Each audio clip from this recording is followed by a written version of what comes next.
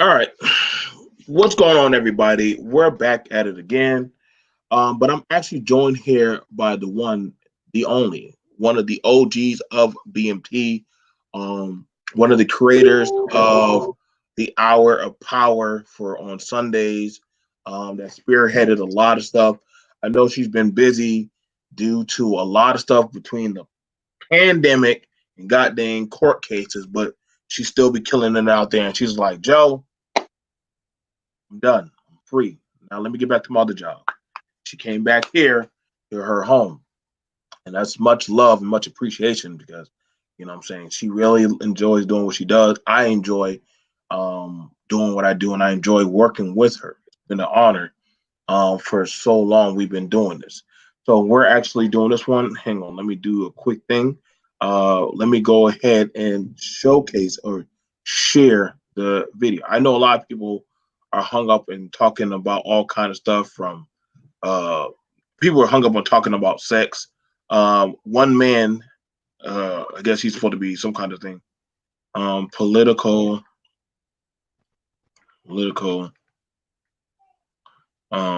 talk. Uh,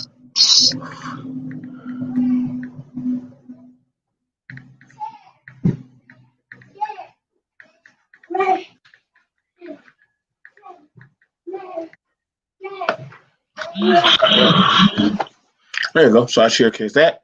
Share this out to your friends, share this out to your family. Do me a favor, share the video, like the video, or dislike the video. It is up to you. But I want to do this talk with you, and literally, I was talking with Michelle, and and we were on one agenda. Just mute up on that one, Michelle. I just did. I found the name of the movie. Oh, you found it? Oh, okay, you got to make sure. Hang on. You found it. Okay, we've been trying to find it. We're going to find a movie. I'm going to probably sit down and watch it. She's going to probably sit down and watch it, and we're probably going to do an analysis of the movie. But literally, the title for this one is "Let the Children of Welfare Society Touch the Political Stove to Get Burned." Now, I know a lot of y'all are like, "What? What is that? Wait, whoa, that doesn't make no sense. What does that mean?" But see, as a parent, you learn that sometimes you have to let your child get burned sometimes. You know what I'm saying, Michelle? Like, Oh, you can keep telling them stay away from the heater, but after a while, you're like, you know what? I'm gonna let them feel that burn. I'm gonna let them catch it because that's the only way how. And so I'm gonna pass it over to my esteemed colleague, Michelle. Michelle, let's get it popping. But I know you got a lot on the burner that you want to get off. Let's go. I mean, we're at a time now in our history where we're constantly looking for Black leadership, and we're wondering what happened to the Black leadership. And the name of the movie is called Trick Baby.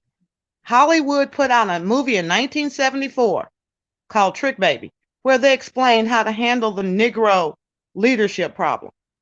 They took the leaders out of the community. Whenever they saw a leader in our community, someone that cared about the problems, fixing the problems, being a solution to the problems, they got them out of the community one way or the other.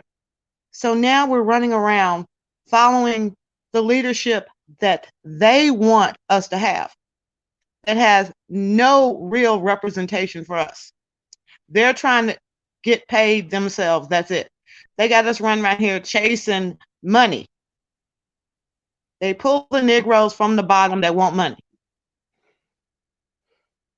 That will Now, further their cause. No, I'm just saying, we as African Americans, we do have problems. We do know that there's problems in the legal system, not just the criminal system, but in the civil side, in the family side. All these things are affecting Black Americans disproportionately to other Americans. So we have to tackle these problems. And sitting up here cheering about an AKA, a woman who came over to the United States, was born here, excuse me, but whose cultural norms are not our cultural norms. She was raised by an Indian mother. Her father's Jamaican. But she looks like us, so we'll let her be our leader. It's better than nothing. So play that clip, Joe. Gotcha. You guys, we're just gonna let y'all know this is fair use. We're gonna be playing a snippet of Trick Baby. Wow, I can't believe that's the name of the movie called Trick Baby. But let us go ahead and redo our diligence and showcase to y'all. First off, the federal law allows citizens to reproduce, distribute, or exhibit portions of copyrighted motion pictures, videotapes, or video discs under certain circumstances without authorization of the copyright holder. This is called fair use and is allowed for purposes of criticism, news reporting, teaching, and parody, which doesn't um, infringe copyright under 17 USC 17. We wanted y'all guys to know that when we go ahead and showcase this to y'all, let's go ahead and get it popping. Let's go ahead and get it popping. Let me see. Um, there we go. Let's see. So the movie is called Trick Baby, and honestly, let's go ahead and get it popping because honestly, I hear a lot of people say that they're delivered, that hey, that next this is the next best thing. I'm happening. Hang on, it's loading up. Oh, what's going on? StreamYard's doing that funny stuff for me. Can y'all hear me? I don't want to get agitated. We hear you. Yeah, it's doing funny. Hang on. Give me a second. Hang on. I don't know why my computer is doing that. I'm on my laptop, y'all. I'm not actually on my computer. I'm going to see. Close. Hang on.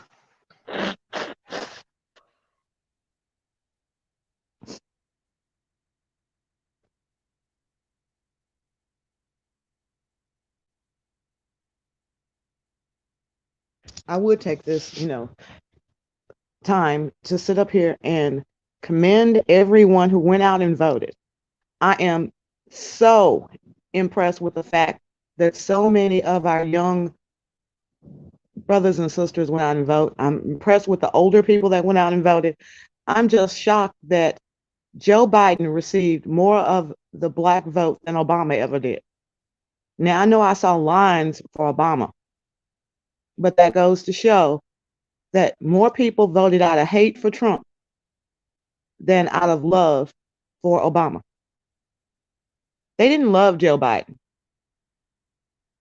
Most people kind of hope that Joe Biden dies in office so Camilla can become the first female president, first black female president. And that's a great strategy. But while we're waiting on Joe to come back on, I just want to say sometimes you got to sit back and look at the rules that we're supposed to be playing by. They're not always fair. They're not always right, but they are just if they follow the rules. Now, as African Americans, we know a lot of times they don't follow the rules. So what do? What's your recourse? Read. That's why they didn't want us to read back in the slave times, because reading, our country is based on the Constitution and written codes and articles. They don't want you to know that the simple things about your rights are spelled out in black and white. They want you to believe that there's some kind of mysterious power out there that determines what your rights are. But the mysterious power is the written word. So if we can focus on the written word, if they say you have violated a specific statute, don't be afraid to ask, well, what did they say that I did? Which statute? And what did I do? You don't have to ask a lot of questions. But if you're going into court, whether it's child support, whether it's divorce, whether it's child support, whether it's divorce, you have rights. Now, what we have to look at is how do you best explain this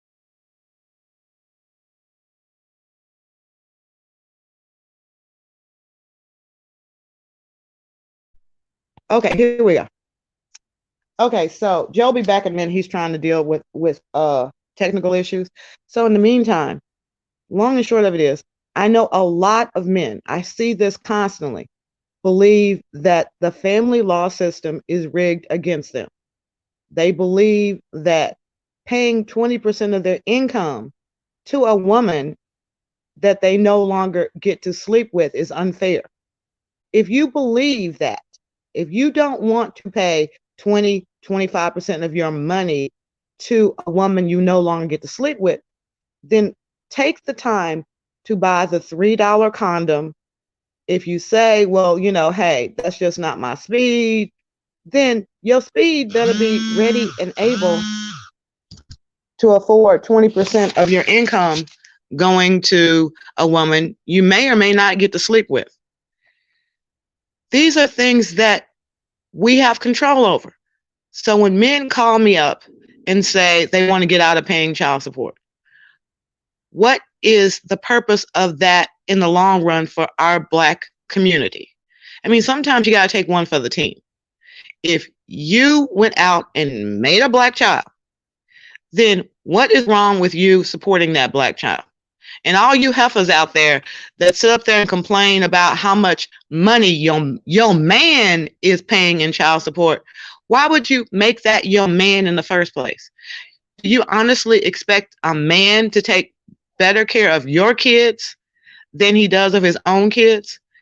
This is some of the things that are fracturing our community. We need to stop this whole narrative about how many Black women are having babies just to get on welfare.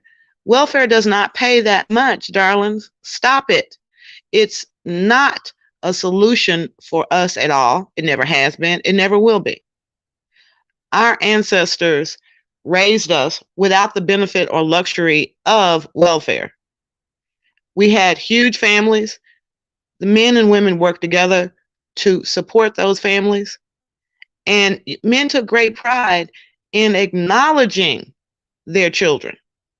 They wanted their children to be there for them when they got old, because you got two choices in life: get old or die.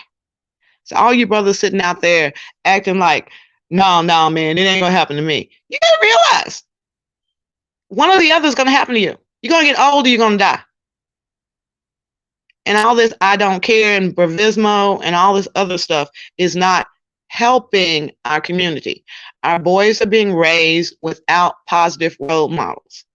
And even if you think it's unfair that you got to give your child's mother money to help pay with the cost of food, 9 out of 10, she's cooking it. If she ain't cooking it, then hey, dude, don't think for 1 second. Yo, $200 a week is the reason why she's able to get her hair and nails done.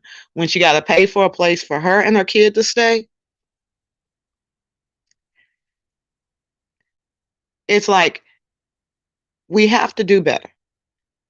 We have to start with our children understanding that we can do better. We have to give our kids a sense of pride in their parents, their grandparents. Every conversation should not be about how our grandparents and our parents struggled. We should take a sense of pride in how they maneuvered through tough times. They survived. They often thrived. We should be proud of that. Joe, you back? Well, Joe's still not back, so I'll keep going with my soliloquy. I made it for y'all. Okay. Okay, he's back now. I do apologize about that. I am now on the computer. You know what I'm saying? I feel, first of all, I apologize to that. Shout out to my co-host Michelle for filling in. The movie is called Trick Baby. So fair use. We're going to be going over that of Trick Baby. Wow. And it literally is what it is. I actually looked it up. Boy. Oh, yeah. It is an interesting plethora. Again, we already went over the fair use of why we are going to be talking about that. And we're going to analyze it and break it down because according to some people, man. Uh, I don't know. I get some people. They just wanted him out of office. They wanted him out of office, and you know what? I feel like you'll get what you asked for. You'll honestly get what you asked for. You know what I'm saying? We already see Kamala Harris ain't really rocking with a lot of people that so-called voted for them. That was y'all choice. Y'all voted for them. And I guess y'all like, hey, I don't care so long as I get paid, so long as I get my money. I don't want to hear shit. I don't want to hear nothing. I don't want to hear nothing about the disparities. I'm all for people getting burned by the stove. Because when the things start happening the way they happen, yo, delete my number. Go about your busy way of your life. Because honestly, because when there's always a catalyst to swing. Like sometimes your parents got to let you suffer it out. And I'm not going to say that these crazy um, hicks that were doing all the extra stuff, oh, they did their damage. They definitely ruined a lot of stuff or ruin a lot of things. So I don't want people to think, yeah, man, like them. No, no, no, no. They did the most. They did the most. So we're gonna go ahead and let me pull it up right now. It's like it's fighting me. Okay, there we go. I got it fixed up, y'all. It took me a while. You said buyer's remorse already? I don't know what that means, but okay. So what's going on, David? So I guess David, he's weird.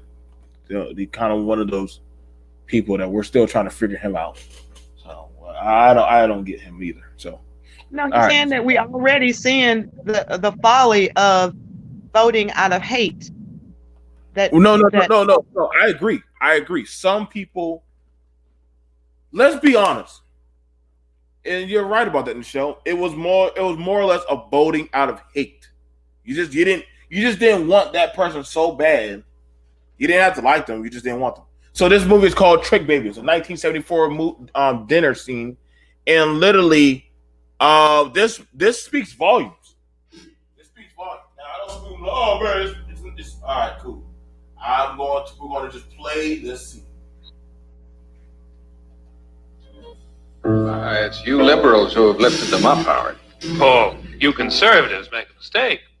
You can't afford to strangle hope in people.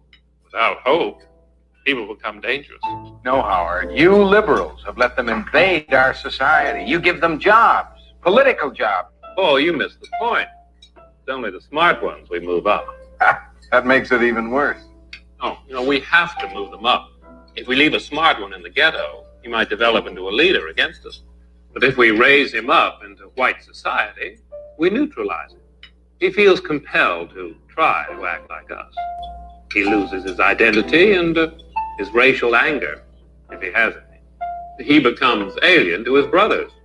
They realize he sold them out and they grow to hate him. He becomes worthless to them and safe for us. No, thank you. In fact, in his love for the creature comforts, except for his color, he's become one of us. Wow.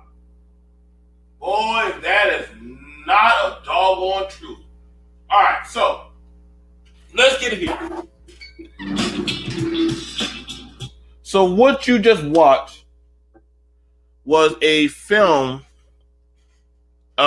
in which they're placating both sides. You saw the liberals talking, the conservative side talking. Everybody was sitting at the table. And in the symbolism of the table, you saw the Negro as a servant. You saw the Negro as no more than just a servant, a butler or a pawn, serving the food. Do you need anything else, sir? Do you need anything else, ma'am? And we've seen that with a lot of people, of the skin folk. And what will go about happening, let's be honest, the smart or the people that have a set chance in our community have long since just about left. They're gone.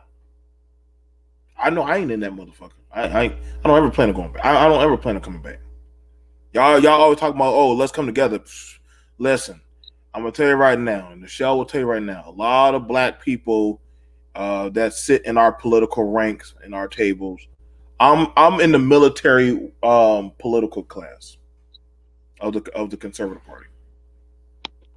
How I look at military, government, small business, that's my side. Michelle would probably fit into the law, constitutional, business class. That's her side. See, y'all think we're all one side. There's different multifaceted sides. Some lean more towards the military. Some lean more towards the constitutional. Some lean more towards the laws and statutes of certain stuff. We have different sides on different types of polarities that we range from. But what we do see is that there is a gate that after so long, every so often there arises one Negro in the black community that gets nominated. And when that happens, they get advanced and they get said, you speak differently, you move differently, you think differently. And they're like, oh, I'm for the people. I'm here for that. That's good, that's good, that's good. So they start getting elevated. They start doing things. They start being wooed with different words and different type of lifestyle. And as it goes on and you start entering into law, government, and different other stuff, you start viewing the world differently than how me and Michelle view the world. You start seeing the inner cogs of evil. And after a while, that same Negro starts to lose their esteem. And then you ask him the question, are you sure you want to go back? Are you sure you want to chance it all? It took you about 10 years to get here. If you go back, see that then now you're hit with the Moses algorithm. You get what I'm saying, Michelle? Where God asks you, do you want to go back to Egypt? Do you really want to go back? You know what they think about you. Because the children didn't accept Moses. They never did. Very poetic Bible story. And we see how it goes whenever certain people or certain people like you come back to the community to try to help you. They get shunned, disassociated. So after a while, you're like, no, don't say we, because I'm gonna tell you right now, we're very splintered. Go ahead, Michelle. I'll tell you, I'm gonna cut deep. I really want to cut deep. I mean, look, I'm like this. Very simple. I do not go into a black-owned business and ask for a discount. I don't go in and say, hey, yo, I want to get my hair done. Can I get the sister discount? I don't. But the long and short of it is, when people call me up, they will ask, you need to give back to the community. Okay, in what way? Well, do you do pro bono? No, I don't do pro bono. You come up with money just like everybody else does. Don't call me up and ask me for free advice for your friends and family, because you've already done your deal with me. I've already helped you out. But the long and short of it is, I haven't lost my connection to the community.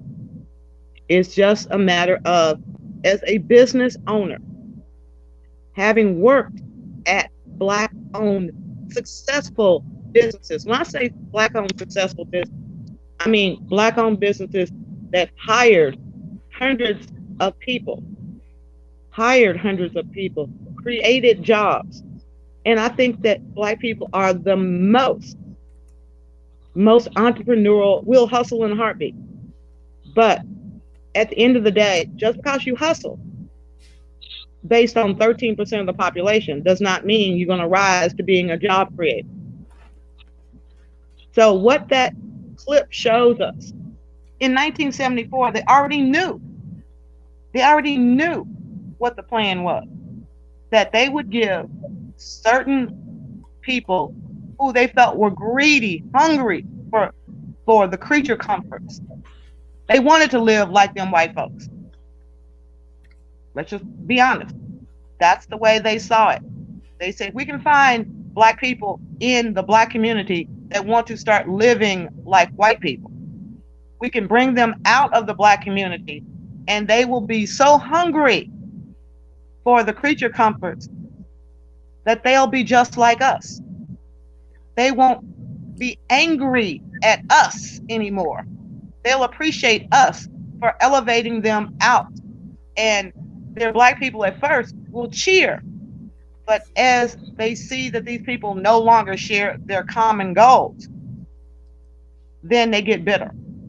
So a lot of people feel like, because I won't do their cases for free, I don't share their common goal. I think That's not the way I help the Black community. I go in for legislation that hurts the little guy, whether he's Black, white, Mexican, Asian, or whatnot. I go in to help the little guy. I go in and look at ways that we can stimulate small businesses, turn them into big business. So these are the kind of leadership qualities we should be looking for. Why is it that every time we get to talking about what the Black community needs, somebody's going to sit up there and say, what we need to do is stop killing each other? Well, you know something? If the legal system is not working to stop the beefs, then you take matters into your own hands. If it gets to the point where when you call the police to settle a dispute, they're more likely to kill you for calling them, then people lose faith and trust in the police department, whether the police officers that come to the scene are Black or white. So these are the things that we need to look at fixing. And one of the things that we need to look at is, where did this problem begin? It didn't begin at slavery. We got rid of the Black Code. So when we are electing people, I don't care if you're a Democrat or Republican, you are electing people to pass laws or to remove laws. So what laws are hindering your success? And if you're going to sit there and say, I got my hustle on regardless, are you paying your taxes? Is that your hustle? Hustle is that you got your hustle on, but you're not trying to grow a business. You're not trying to be a job creator. You're just trying to survive yourself. Joe, what kind of leader is just worried about his own hustle? Not a good one. We have more leadership in the drug industry in our communities than we do in any other industry. At least the drug dealer has sense enough to understand he needs to expand his territory.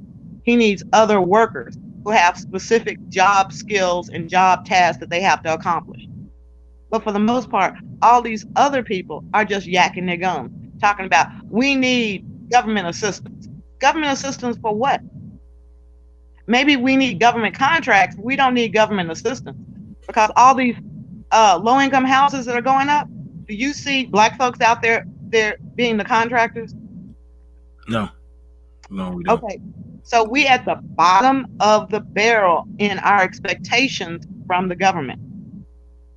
So don't sit up there and say that the leadership has left the Black community. We need Black businesses to hire Black people, white people, whoever's the best for the job. But that should be our focus. How do we get some of this government contract work? How do we become players that provide goods and services to white people and Asian people and Mexican people? How do we get into that league? Because the market is more than just 13% Black demographic. If you can expand your market, you can go to Africa, Asia. There are a lot of places where you can expand your business market.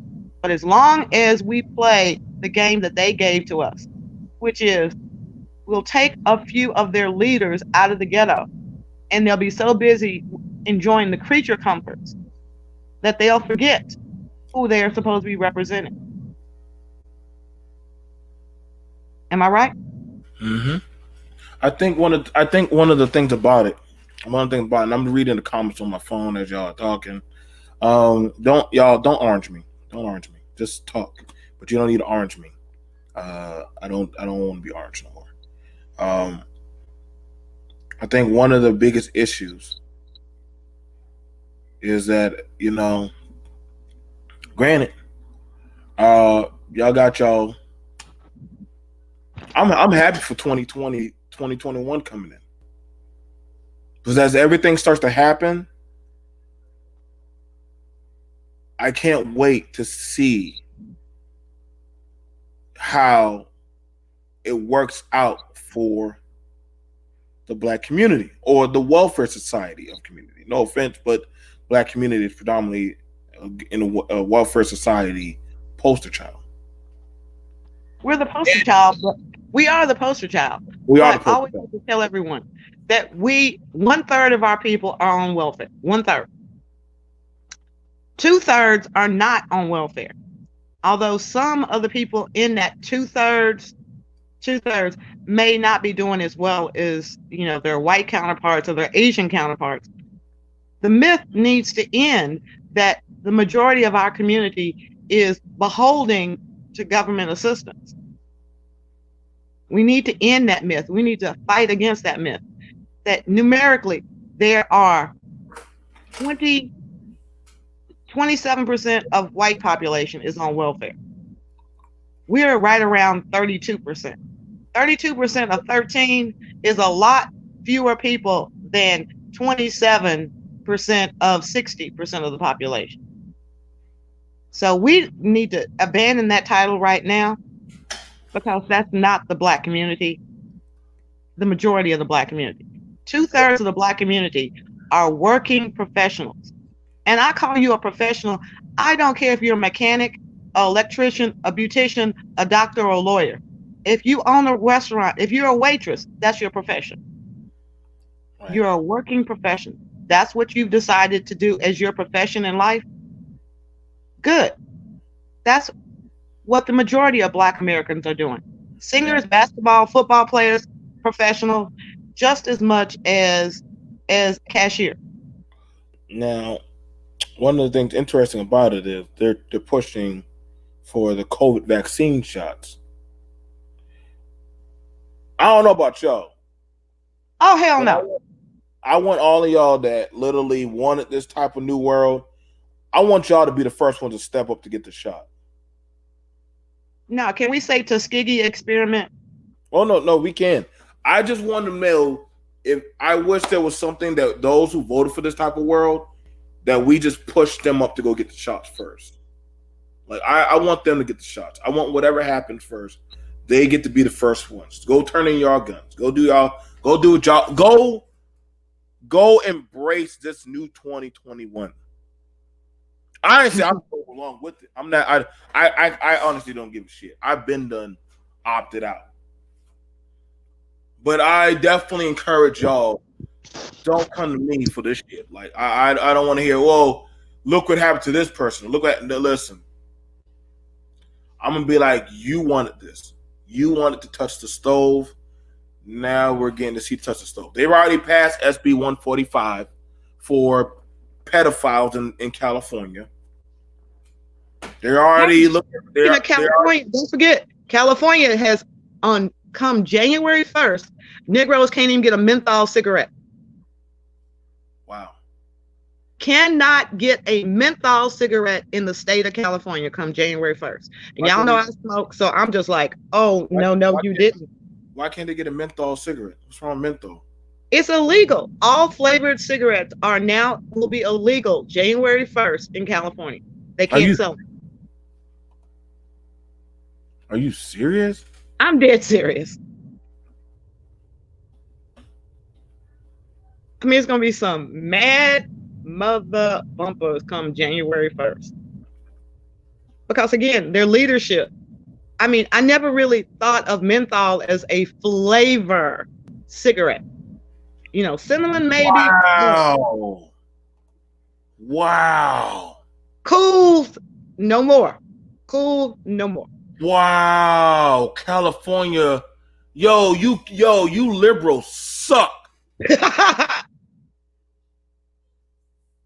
Paternalism at its finest. Wow. Let that set in.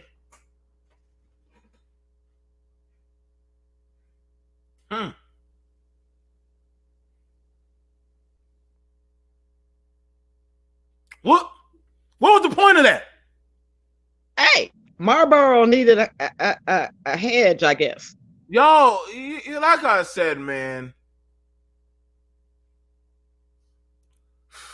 y'all just throw all y'all liberal Democrats away, dude. Y'all just say y'all are a bane of our existence now, dude.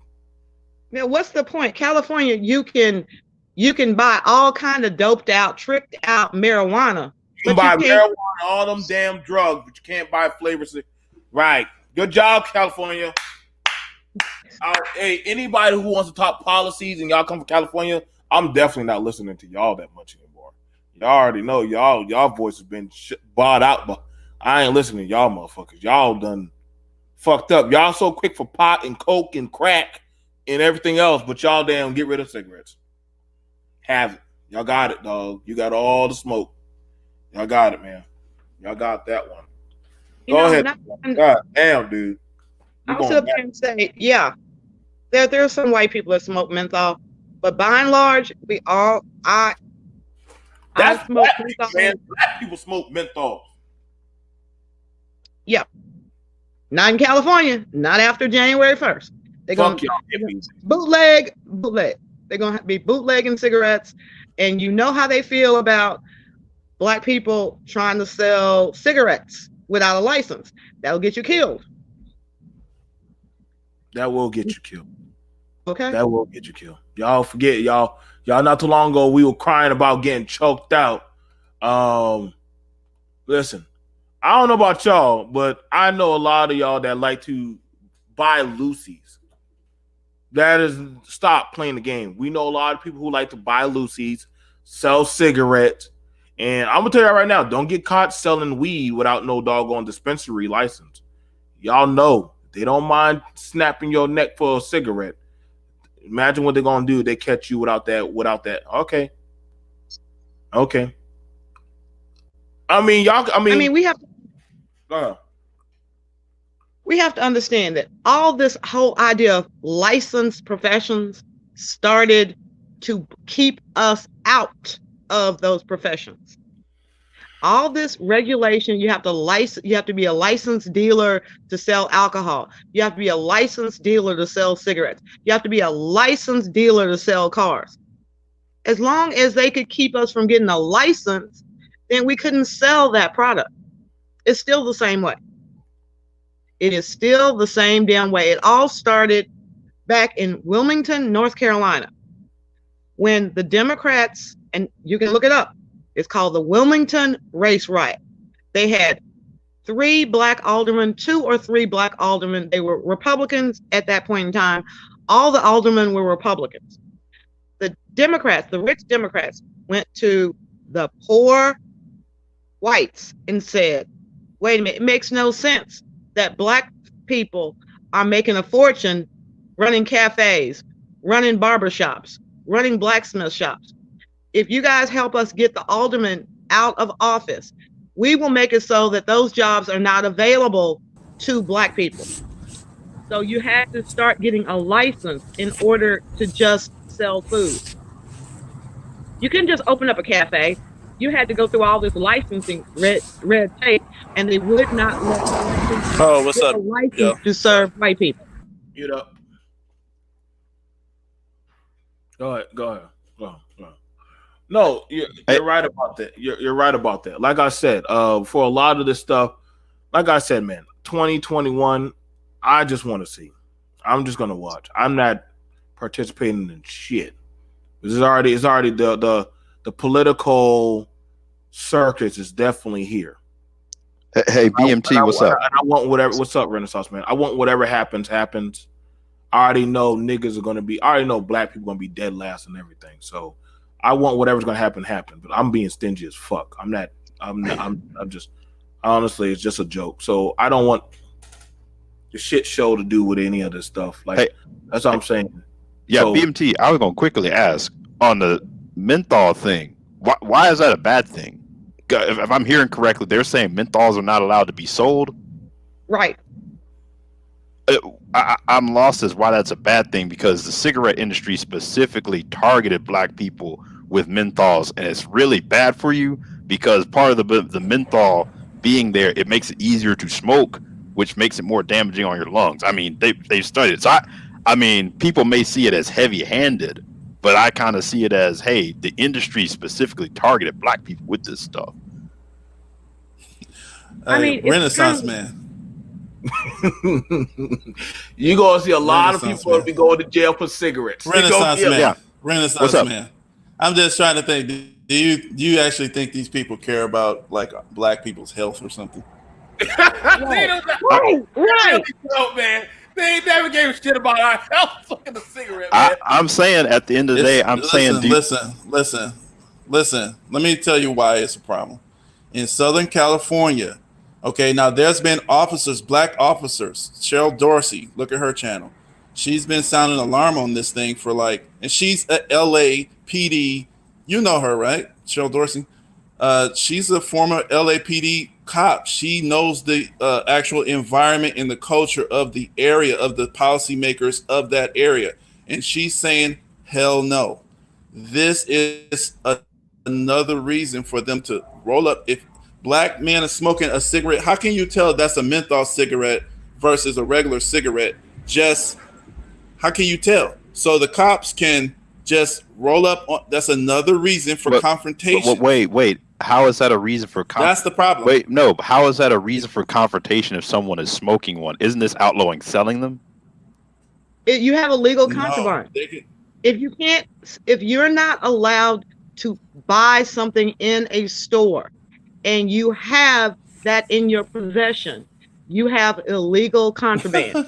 So you're saying now this law is going to be targeted. So you think this law is now going to be targeted to arrest more black people? It's a fact. Yeah. It's not only arrest them, they're going to kill you. They're going to kill us. These are gangs. You know, the Southern California police departments and the sheriff departments are known gang affiliated organizations. This is not even a conspiracy theory anymore. The mayor of Compton, California was on the mainstream news talking about the gangs in the sheriff's department. I mean, this is. I mean, but let me ask you this. This is what Super Mike. But here's the thing: if the narrative is the police are constantly killing us, why do they need another law? It's not a narrative.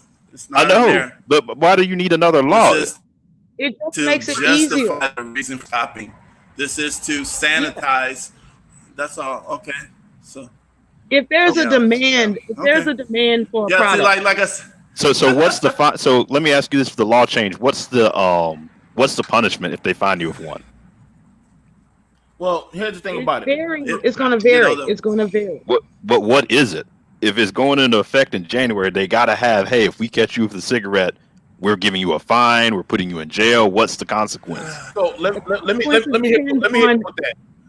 So let me hit you with that, and I'm gonna pass it over to the show. So, how quickly have we been watching lately? Quick escalation of force for simple things as a seatbelt. How quickly have we seen that go down? If they don't mind doing that for a cigarette, you can make a mistake. Mind doing that for strangle hope without people know, Howard. You liberals have let them in.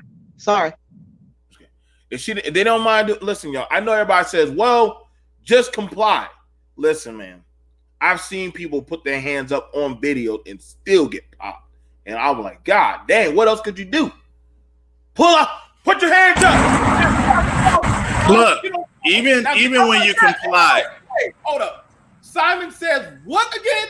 Like after a while, you're like, Jesus. I'm just saying this. No. At some point in time, the defenders of these policies, at some point in time, you got to get out of this political psychosis. You got to start being human again. These are destructive policies. You can't defend everything just because you are affiliated with a political entity. And this is at some point in time, enough people are going to die that enough folks are going to have to realize this. I don't know how many people are going to have to die, but there's got to be some kind of character associated with our defense of policy. But T Black, you're telling people what to do. Now you're telling people to stop smoking. Do y'all see?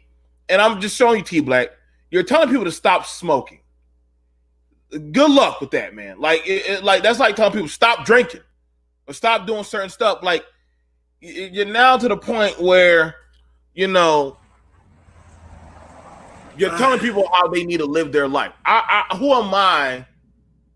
Like I said, when they legalize weed, and I get it, y'all think that they all of a sudden, now that they're legalizing weed, they're going to be running to the prison complex and say, hey, all of y'all who are selling weed, you are now free. You are stupid than I thought y'all were. Y'all think they're going to start freeing people now that they legalize weed? No, they're not. They're not. They're not going to do that.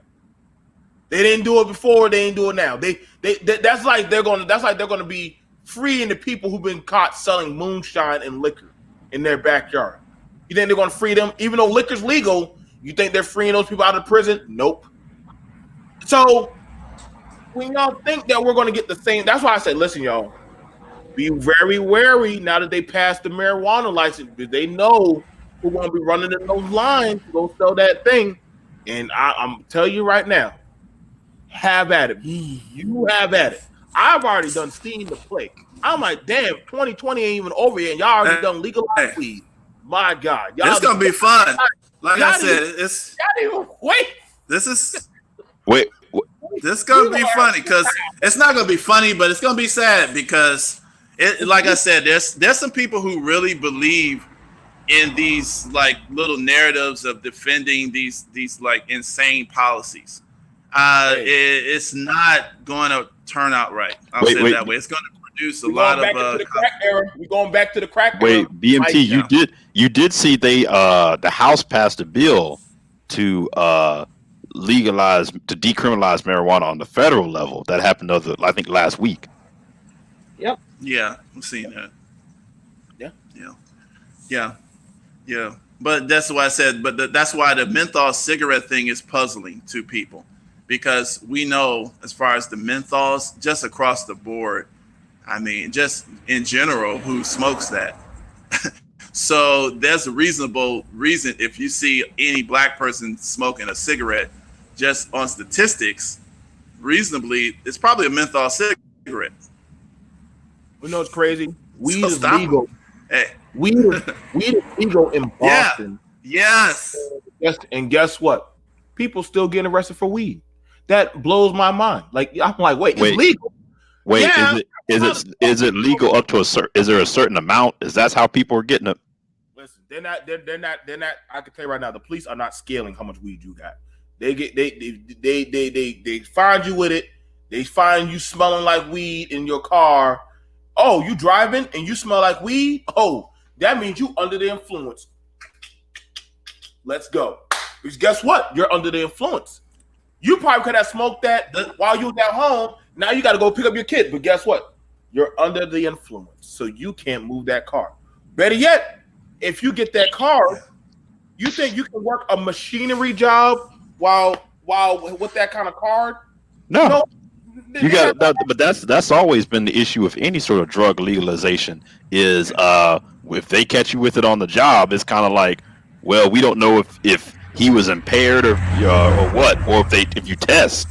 Like that's the thing. Like our company has offices out in Colorado, and even though it's legal out there, it's against company policy. Yes, and that's exactly what I was going to say. Because if you notice the arrest, even though I think Colorado was the first place to like make it legal for was it recreational use. But if you look at the arrests among the blacks and the brown people actually increased after they made it legal, because people don't go into detail about stipulations about where it could be and what area should be at, and so those arrests went up, actually increased after that point in time. So okay, so we Michelle, are you ready to go? Michelle done brought me some more. She bringing more fire. Michelle, you ready for me to show it again and go in it? You show. You want to ready? All right, let's go at it. Like I said, this is Michelle's playing field for policies and politics. So we're gonna go ahead, Michelle. Let's rock. So what we got? Okay. So you were asking about what are the fines and the penalties, and I'm like, it depends. It depends.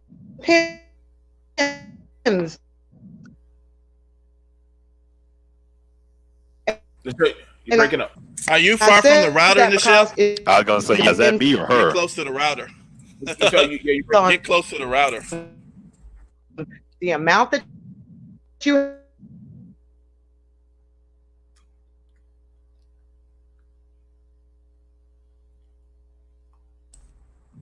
can y'all hear her? Yeah, I think she's bored. Nah, I can't hear anything. No, I don't hear her. Okay. I can't hear her. Yeah. Okay. Let me see. Wait. I was gonna ask you though, BMT. So you're saying I see I like I said, I just started listening, but I see the title. So are you saying you're essentially washing your hands of basically black people under, I guess, a Democratic administration and saying they're basically going to get burned, or are you saying in general? Well, we're watching y'all get burned now, are we not? Like, Biden's not even talking to y'all. Wait, how's he not talking to us? Well, tell me, he did say he was going to put y'all in positions of authority. Yeah. Now, the big thing right now is there's a big push to try to put a black woman over the Department of Agriculture, because why the Department of Agriculture? I've yet seen a black female farmer running around out there in Mississippi. No. In general, what they're trying, what the agriculture department, it's very large. I mean, it's not just farming. There's a lot of stuff. All your food stamps comes out of the Department of USDA department. I believe like not urban schools, rural schools, like actual building funds for schools and things like that. So there's a lot in there. Basically, people don't really understand how much is really tied up in the Department of Agriculture. But that is a push. I believe they put a black woman over Health and Human Services. There are no black people over anything. Yes, there is. Actually, AJ and Vice were talking. They actually did a thing over that, and they're angry. Black people are actually angry because they feel like they've been lied to. That's the civil rights groups. The legacy civil rights groups. There's an article I sent. I didn't send it to you. I sent it to a bunch of guys. They had legacy civil rights groups who are upset, that feel like they are left out. But there have been people who, now granted, there have been more of a, like I said, push. Even Clyburn is pushing for this woman in the Department of Agriculture. I have to go look. I think it was a woman over Health and Human Services. As well as I know there was a woman up in the communications team, as well as I believe an economic advisor. One of his major economic advisors. What's his name? Cedric Richmond. He is over think like policy engagement or like public engagement, something like that. One of the top aides along those lines. Also, there's it'll be interesting too to see what happens with this race down in Georgia, because that's the other sort of hiccup there. Is you got to get these people confirmed, and we tend to have black representatives who are younger, tend to be more progressive, who may not get confirmed in a Republican Senate. But we'll see. So hold on. So let's pull out some of the stuff that's already been going on so far. I just want to show you, because I got a lot of people that are hitting me up saying BMT. Like, why isn't Biden? I said, hold up now. I don't give a fuck about Biden. Why are you telling me this? I never gave a shit about Biden. This is not my people. I might send you over to the other channels. That's their triumphant tiptoeing and stuff. Now, let's look at it. Now, you have it where opinion, the breeze. Now, this is one of the things. Now, they already asked Joe Biden's racial manipulation is problematic. Now, they got that right here. Now, they are already saying they already got things being written. They already got things being brought out since black people are already complaining like, yo, you're not coming. This through. is why I love being independent. I love being independent because I might have to go because I don't care. Y'all got a lot of articles. I don't care nothing about Trump. Let's go pull out. And I don't care nothing about either one. Now these are all Black Americans have a message for Democrats not being. Now these are all after the election. This is the New York Times. Now why are blacks feeling like they got their ass handed? So this is November the 4th right here. This is another time they're asking, yo, Biden. It seems like ever since he got that win, he's surely not talking to the dashiki, civil rights fighting women and whoever these people are out there in the streets. You know, y'all look at y'all holding y'all heads down in prayer, hoping that hopefully Biden will come in your church and bless you like he came in there before with a mask on. Hey, can I quickly ask you this too, BMT? As far as actual policies go, would you rather see more people in top positions or policies or both? I want to see people in top positions. You don't care about policy? Policies don't mean shit no more. Anybody can. We don't. Well, the people enforce policy. No. This is what I mean. Like when you put listen what I'm saying. No, listen what I'm saying. I want to answer that because even though, like for example, like I know people hate Ben Carson because they hate Trump and things like that. But Ben Carson, him being in that position over there, actually, people was talking about how stupid he was, and it was talking about all the mistakes he made, and he caught COVID and all these different. They focus on everything negative, but he got his budget cut. He got a lot of stuff done, but he actually did a decent job. He ran that agency with respect. But why didn't they put him over? Why didn't they make him the Surgeon General? Okay, yeah. You can say all that negative stuff. No. I mean, I'm just saying. Let me answer. That's what I'm saying, though. I know. Let me finish that. It's just gonna be real quick. I'm gonna finish it. I'm just saying that's my only point. You can pull out any kind of negative, that's fine. But if you look at the age that was over, he ran it with respect and without racism, and that's why I have people in the right spot. No, I always ask why did they put him over that? Just because he's a neurosurgeon. It's kind of disrespectful in that sense. Renaissance man. Surgeon General was a black man. No, it was a black man. Exactly. No, but I'm saying don't you? But why would you put put him over Health and Human Services? Why'd you put him over HUD? He's military and he's a medical. No. Ben Carson over Health and Human Services. Ben Carson grew up in a Section 8 complex. He grew up in a federal. So that means he needs to be. That's what he wanted. But that's what he wanted to fix. Ben Carson. I don't think he wanted to fix that. I think he got put in that position. Job. He did a good job there. In your limited. He literally did a good job there. Wait. He did a good job. You're saying you want going. Right. Go ahead. Go ahead. No, BMT. All I was saying was I would figure someone who has dedicated their life to medicine would want to be involved in something that involves. But would you? Okay. That's your opinion. That's your opinion. You never sat back and listened when Ben Carson said he ran for president. Yep. I guess under your logic, he should not have ran for president because he should have stayed in his lane as a surgeon. He wanted to fix the country for the next generation. Did he fix it? He felt that he was most effective. The most effective position for him on the cabinet would be in an area where he grew up in. You do realize that HUD has traditionally always been where they put black people. regardless of administration, traditionally whether a that he Democrat or wanted. Republican, that's where they put the black guys in HUD. Regardless, Democrats do it too. I'm not even going to say they don't. Yeah, I'm about to say like. So what do He you did a think? good Where do you job. think? He did a So what do you respectful job. No, I'm saying in general, Yeah. put them over actual positions where they have large budgets to control. That's why I was telling you about Department of Agriculture. You don't think That's they the were? second. That's the He had a second $5 largest billion budget behind the budget. Department of Defense. That's He why- had a money to $5 control, billion and he helped people. He was very effective to the community that he wanted to serve in that position. He had homes. He was able to give out money and get people in streamlined situations. I mean, he made a lot of controversial decisions that people disagreed with, but his budget was cut. But I think if you look at the news feeds and stuff from HUD, I mean, it was a respectful position, especially with all the controversy that Donald Trump was getting. Carson, I mean, he got into some controversy, but he really didn't. He ran that department good, and he helped people there. So I think he did a good job there. What positions? Okay, you're saying, but you asked a question about would you rather have the people or the policies? What policies are you talking about?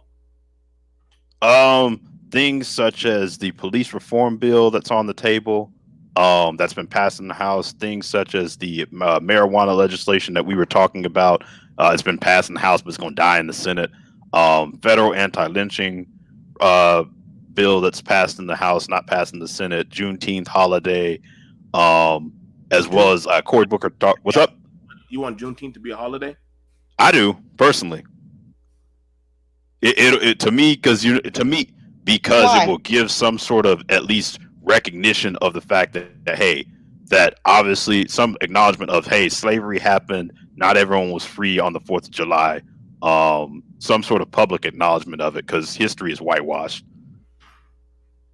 And that's going to change what? I'm not saying it's We got I'm not. Martin Luther King Day. We got Martin Luther King Day. And that has changed I don't what? have a problem with that. What's That's not a big deal.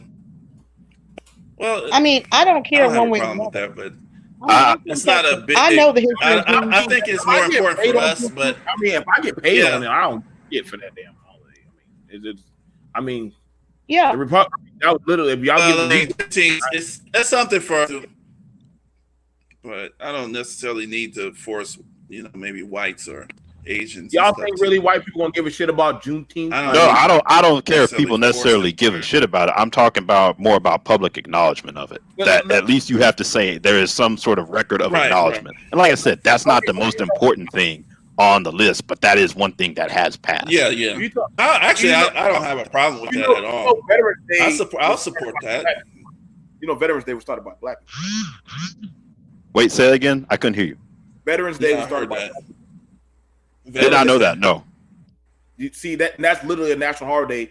That was literally because the blacks were taking their own soldiers and burying them in mass graves, and they were like, the whites were like, "What are y'all doing?" They're like, "Well, we're burying our people. We come here every day and we fix up the grave." And the whites said, "Oh shit, we need to get on that too." So guess what? Boom, it's a holiday. You can look it up. It's in the books. No, that's cool. I didn't know that. We got a lot of stuff we did start. It's literally we did, like I said, like there's a lot of things that we have done. Like I'm just saying, like I get you with Juneteenth, I have no problems against that, but I'm like, it's not gonna really serve a purpose if Well, it's not gonna serve a purpose. First of all, I think be honest. If I would ask a black individual, tell me about Black History Month, Martin Luther King, Malcolm Right. X, Harriet Tubman. Okay, shut up. There you go. You don't go no further. Okay, past but wait a minute, 4 or 5 days. BT. I have to. Hollywood. So I'm not wasting my time. We don't give a fuck about our history like that. So I do, but No. No, we want to sit up BMT, there I and think you're wrong celebrate. on We that want the just a whole little. nation Just a to little. know that We want the whole nation to know that 2 years after the Emancipation Proclamation that freed the slaves in rebelling territories, they were not freed in Washington, D.C. They were not freed in the state of Missouri. We want a national holiday to recognize that 2 years after the fact, sometime around June, we don't remember, maybe 19th, somewhere around the 19th, the word finally got to the slaves in Texas that they were free. Had been free for 2 years. So let's celebrate that. I don't see nothing wrong with that. But see, Michelle, the fact that you can run that story down, that is important. And the thing is, when people don't know their history, they can't properly appreciate themselves and their own culture. And that's what I think that is important. But it's not important for because white people recognize it. It's important for us. And the problem is we associate when white people co-sign a thing, then now it's important. And that's what we got to stop. And see, so that's why I said, like, even like, for example, with the Black History Month thing, even though, like BMT said, Martin Luther King, Harriet Tubman, who else? Booker T. Washington, something. Okay, but guess what? If you didn't have that, you might not even have those little small tethers. And when people don't feel that they have a history, then they don't appreciate themselves, and they don't even know what they don't know. They don't even know that there's that's part of the problem right now is people really just don't have an idea of where you've been historically and like what you need to be doing to move forward. And you can't appreciate yourself. You can't have no pride about yourself. And that's why other people can come and they can talk all this kind of stuff about you and you agree with it. You got black folks co-signing all this anti-black racism because we don't even know enough to push back at it. They'll say anything. And if you don't have basic history, then you don't know enough to even dispute what they're saying. So that's why it's important for us, though. 50 years. We've had 50 years, approximately 50 years of Black History Month. And I know for a fact that I learned more as a child about Black history from my churches, from my mother's civic organizations than I ever learned in school. Oh, and you're not going to. Because you're supposed to. That's what it's supposed to be like. You're like, to me, I feel like, for example, if I'm going to teach a Chinese child, if I'm a teacher, I'm not going to teach a Chinese child. Chinese child's not going to listen to me, and I'm trying to teach them all about their history in details and stuff like that. I mean, I just don't think that they're going to leave it up to me at school if I was a teacher or a Hispanic person and all the details about their history. Like, we're supposed to be the authorities on our story. Like, we're supposed to know. Like, it should be embarrassing for us to depend on a public school, to teach our kids the details of their history, like Wilmington, North Carolina, and Tulsa, Oklahoma, and Florida, and all these different things. These are things we're supposed to know about. Now, I mean, you have some people on YouTube who didn't know what Red Summer was. Now, right, and enough. See, those type of things we gotta know. Yeah. Now, okay, so let's. What we know about them, but then the question becomes: this is what I hear all the time. I couldn't have been one of them niggas back then. I couldn't have been one of them niggas back then. We hear that a lot. What would you have done? Well, the thing is, that's what I mean by they don't know what they don't know. Ran down and took a horse, burned down the barn, and took out 5 plantations, and fucking found that burner. They don't know what they don't know. And ran down to Haiti and some shit. It's all some kind of Django movie that they living in or some shit. I'm like, nigga, you wouldn't got that far, nigga. You could barely get without internet, so we know you ain't getting that far now. So stop. Exactly. Stop. You ain't exactly. At least maybe there would be some motivation to make sure that something that you're basically nothing like that ever happened again, kind of like the Jewish community says never again. Tell you what. You want to know how? Let me tell you how I called the Poor Black Card. Let me tell you how I called the Poor Black Card. Where's Grandmaster Jay? When y'all tell me where y'all Grandmaster Jay's at, and y'all tell me y'all get his ass out like Kyle got out, then we can have that talk about fighting the system. He's been out of jail. He was only in jail for 24 hours. He's out of jail. You know that, right? They got him out. Nah, you got BMT. You got to see if he's gonna now beat the charges and now be able to run for elected office like one of the dudes with the Bundy Ranch did out there out in the West Coast. Again, like I said, when it came time for Grandmaster Jay to get taken, he sure did go with the man. Y'all didn't fight. Y'all didn't try to put up no. Y'all didn't put so exactly. Y'all didn't put up no fight. Y'all didn't say no. Run, Grandmaster Jay. Get in this pickup truck and head down to Texas. And we got to hide our house. No battle. Right, None. Yeah, no battle. Hey, he just needs to set up a GoFundMe. He stood up right there in front of that judge like a good old Negro slave. So I don't hear none of that goddamn we fighting the system shit. Well, hey, BMT, I will say that. I think you can fight the system by doing what he did. You just need people supporting you financially. You don't always have to go in the courtroom and act crazy. But they mislead people when they go out there with these armed guns, and because what they're doing is they're trying to show a force, but they don't have it's almost like you have a piece of grass, but there's no root there. You know, they're going to fold, they're going to collapse. They don't have nothing supporting a show of arms, because you're not going to defend anything. You're not going to use those. You're not using those. Stop showing them. I think you could have shown force if you would have been organized on the sense of, okay, fine, we'll let him go through the system, work his process, but every step of the way, he got a lawyer, bail is put up immediately. See, that's you're using democratic defense mechanisms, which are civilized stuff. So don't show guns to me. I just don't. That's what I mean. I'm saying if you're going to organize, don't be displaying things that you're not going to use. No, I get it. I get what you're saying. Don't be provocative. Yeah, because you're tricking people. You're tricking. There's people that literally believe. I mean, anyway, I ain't gonna go into it, but yeah, keep going. Now, go out there. Conspiracy box. Shout out to conspiracy box. Said, how about taking that responsibility on yourself? Don't and do just that. Be a spearhead. Now, I agree with him saying that. Like, listen, you can't say you're going to fight and spearhead the system like this is some Nat Turner shit, and then after that you go along with the system and hope that maybe the system is going to give me a bond bail or some shit. Like, no, you literally just said fuck. Your gun is for defense.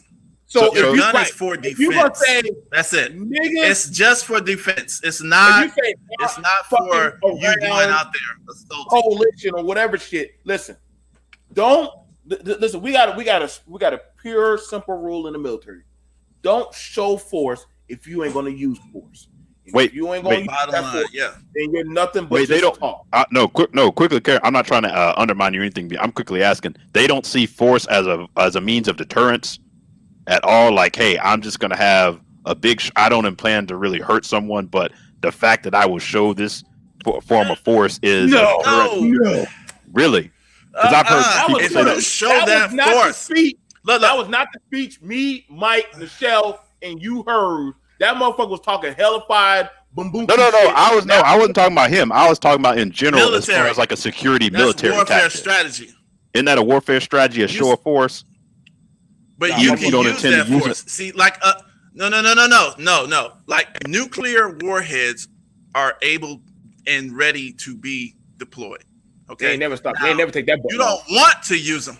You don't want to use them, so they are a deterrent, right? Because you don't want to use them, but you will use them. You see what I'm saying? And so that's why, North Korea is still where it's at. And Kim Jong, what's his name? Boom, he's still doing his. Let me show. Because let me show you will use it.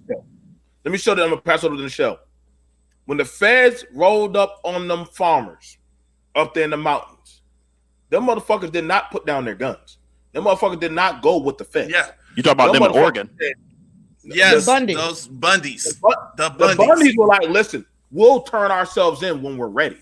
Oh, they walked into that courthouse and they walked the fuck out of that court. See, that's force because they went on their own terms to say, I'm not listening to y'all. I don't give a fuck about y'all. Y'all don't ever come up here whenever y'all want to. If y'all do come up here, y'all don't come on our property. They were talking hella shit. I was like, God damn, Bundys. You, Al Bundy and Peg Bundy and all them, Y'all backed y'all shit up. When the world, Well, when, see, the BMT. when the national But news, you know what, was BMT? watching them trailer trash hillbillies having standoffs and shit, and literally sitting up in trees, and I'm like, where the fuck did they get time to do? See, that's when I knew that But type of white man ain't fucking around. But here's the thing, BMT. They can get away with some of that too, is because they're not seen as a threat like that. What? Well, They're see, not see, going. this is what I said, but They're not going to be seen as a saint. They Wait a are minute. not. right. Gonna, He's right. He's He's right. right. He's right. Let me. BMT, Renaissance you as man a is black right. man are He's going to right. be seen as a threat when you do something like take that that's right. posture. Whether you are or That's not. right, Now, BMT. wait a minute. You're Wait a different. minute. Wait a minute. Oh, let the show. I'm sorry. Let the show. Okay. Let the show. Go ahead. Okay, so I got to see this. Yes, you are right, but we have not forgotten about Philly. Black people have done armed standoffs, and they dropped the Yeah. bomb on them. Exactly. That's right. But that fear should not be the driving force. You know what they're capable of doing. You don't see Asia. You don't see, North Korea. North Korea knows that they dropped the bomb on Japan.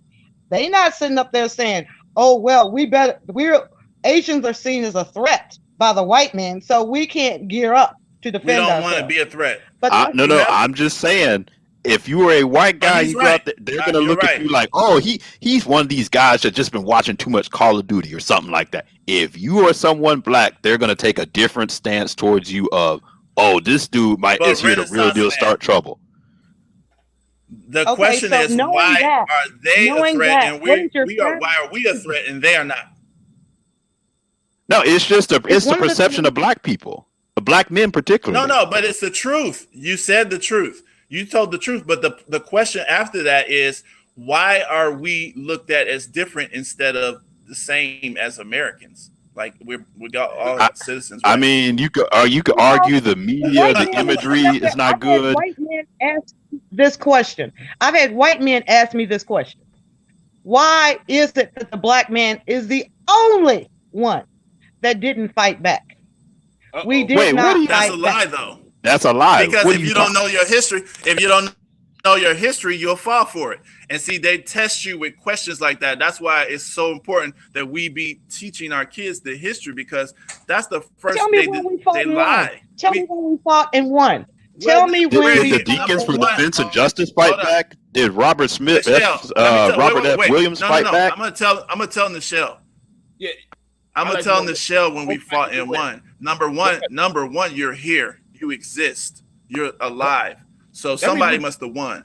You have stories where Rosa Parks and her father or her grandfather was sitting in front of the porch. We had people sitting up there defending their families. Wilmington, your life you're a minority in a country. We have fought back. We have shot back.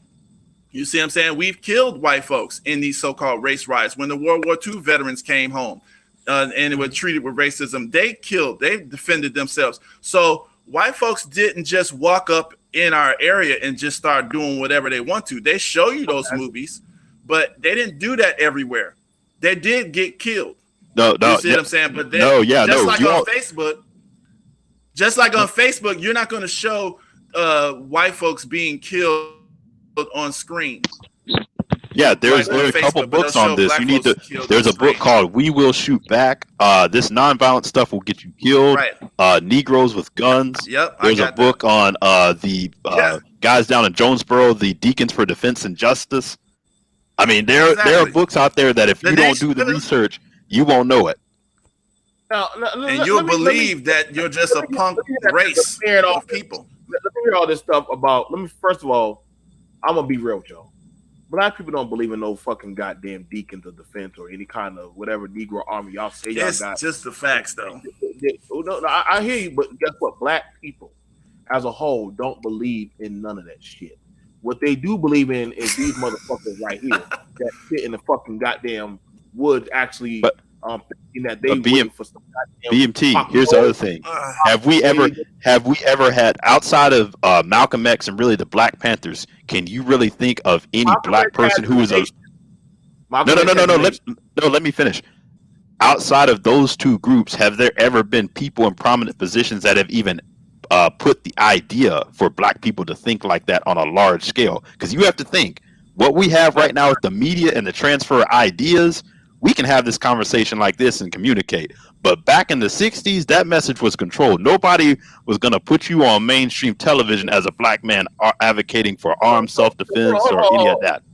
So let me hit it. Well, they did. The Shrine of the Black Madonna. He asked me a question. I'm going to answer You it. heard of them? First of all, every black young man or woman, radical, whoever, that has thought like that is dead.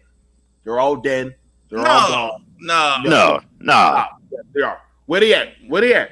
They definitely ain't shopping at no They're damn living. party. Where they at? I mean, what's her name is in Cuba. But everybody, wait, hold on. People in the U.S. Hold on. Stop. Parents. I'm telling you, in my family. No, they have. You don't get to say you're fighting. No. What's her name? She went. She's a political prisoner. She went to Cuba. Get out. Yeah. That's Asada Shakur, you don't know who that is? Come on, man. Saying, I See, won this the is what war, I'm saying. but I fucking ran to another goddamn area. But I won the war. Like, you don't win like no. Well, no, you should be here. No. The winning. Oh, listen, BMT. So your standard is basically people who took that stance, they had to die. Show me the win. Show me the win. The win is living. The win is living because you're up against a superior force. Their goal is to eliminate you. You want to know what that's called? You want to know what that's really called in military? That's called you're surviving. That's not called you're winning. That's Okay, called that's a win for us. No. That's called okay. surviving. Well, that's a different perception. That's a perception. You want to know how I'm gonna show you didn't win? Why you still okay? Why, Mike? Why are you still? You're here to fight another day. Why are you asking for reparation? That's your battle. Wait. So BMT. That's your battle. No. I just want to know. Am I You're wrong here to fight another day. Who asked? Well, no. This is what I'm. You listen. You're here to fight another day. For example, these people, the Israel people and the Palestinians, they're fighting right now. Israel's beating their butt, but they have not eliminated them. So that they have not eliminated the threat. So you know what I'm saying? You can't say that these people, because they can still live another day to fight. There's a lot of groups of people who are completely genocided. The Native Americans, where the heck they are, it was 102 million. BMT, but you did start with saying, when do we fight back? We did give you that. We did fight back. Yeah, and guess what? Those I respect. And we are fighting back. No, but the fighting is not just with guns. The fighting, you can't fight. It's just you. Listen, that's what I mean. Like, fighting is not here's the just. thing. That's not like. Sorry, to me. Wait, but BMT, let me be clear on this. That's not like you've been trained. No, okay. Here's the thing. Say that. You can say it if you want to. That is an L. That's an L. So wait, BMT. BMT. You can't if beat you don't, somebody with superior military force like that. That's just our BMT. Let me ask you this though. So you don't think people organizing financially, because the Klan got shut down the Klan got shut down financially. They got they were sued in court, and that's how they lost their resources and assets. So do you don't think that that's a way of fighting back? Listen. When you want to get rid of somebody, you put the fear of God in them, and you put it in their children, so that way we don't have the numbers for that yet. All right. Then don't talk. We don't have the military technology. See, people like that we're doing some fucking guerrilla warfare, fighting the machine, shit. No. See, that's the point. That's the point. Fighting. Well, nobody's saying that part. What you're saying something different. We're saying that we are resisting. That's all we can do until we get the numbers, until we understand how to. You are not going to resist. Well, that's what we're talking about. That's what it is. Hold on. Y'all. Let's get this out the way. Michelle, you threw out some stuff at me. I want you to go over it. You put up this right here. Remembering the black soldiers executed at Houston's 1917 race riot. Go ahead. Damn, history is crazy. Michelle? You know, what I said was, name an incident where we fought and won. I didn't say we didn't fight back. I said we employed a strategy to win, to save ourselves, to save our loved ones. What are you defining? What is your definition of winning? Let her finish. Okay, We won. Okay, let me put this in context. We didn't win Vietnam, but we won World War II. We won World War I. The North won the Civil War. So if you don't know what the definition of win is, So that's your definition of winning, because winning can take different. So that we haven't done that. We don't have the numbers and we didn't have the capability to do that.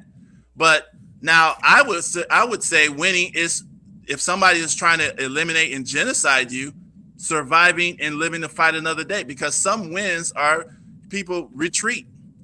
That's a war strategy. Okay, so you're retreat, to run. You're retreating. Okay, yeah. We survived. I saved my kids and we raised them somewhere else. have you heard of Marsala? Have you heard of Marsala? Have you heard of Marsala? Mm-mm. The Jewish win in Marsala against the Romans. It is Okay, well, a call for. If you want to go way back then, I can tell you some wins. No, I'm telling If you you, wanna go way that's back your then. definition of a win. Well, We don't have to go haven't way done back that. then. We're talking about the laws. We're talking about the laws of warfare. That in Masada, they knew that they had lost. So they took the thrill of victory from the Romans by all committing suicide. It's just like they did in Waco. They killed themselves. It's just like Jim Jones did. They killed themselves rather than surrender. So why are y'all still alive then? So the question becomes, the Geechee and BMT, you should know that. You wouldn't have nothing. Your people I just want to know, win. but why are we still here talking if that's the mentality of people? Like, if the only is we really have you to. assume that they're trying to kill you. You assume. Who y'all fighting? You assumed that these people were trying to do black genocide. Yes. If they wanted to kill us. Huh? What do you think they were trying to do to us? No. That's a fact. This is documented, Michelle. Oh, no. Do you know who? Oh, my God. You don't know. Listen. Oh, God. This is what the eugenics society is set up for. I don't know what y'all have not been studying. This is what I'm saying. These people, this is it. Zbigniew Brzezinski, look him up. Look Zbigniew Brzezinski up. Look up eugenics society. They have been trying to diminish your numbers for over the past 100 years, and they're trying to kill you. Henry Kissinger, the policy of memorandum, was it 2000? The memorandum 2000 in 1974 with Henry Kissinger. There was a policy of this using food as a weapon, using vaccines as a weapon. They're saying that the numbers of demographers were talking about how the numbers they didn't like the way that the blacks were producing more than the whites. They're trying to kill you, but it's not that easy. And this is the problem that people don't understand. I know. I'll say this: if you're just saying. So go ahead, Renaissance. I want to hear. No, I was just going to quickly say, if you're going from a perspective of, hey, why haven't they just lined up every black person in America and put a bullet in their head? They can't do that because they need you for the economy. At least previously they did. You can make the argument not so much, but. So then it wouldn't be a genocide. Then you can't use the genocide card, bro. Like you can't use the genocide. They're trying to genocide. There's a significant, well-funded group of people. Then they're not going to genocide. This is what I'm saying. Like, there's no they. Okay, so that group of people is fractured as well. So they have different arguments on how to handle people. So, but there is a significant, well-funded group there that has the idea of genocide in their mind, and this is what they've done, and they've tried to do that. But we survived because of playing its sides against each other.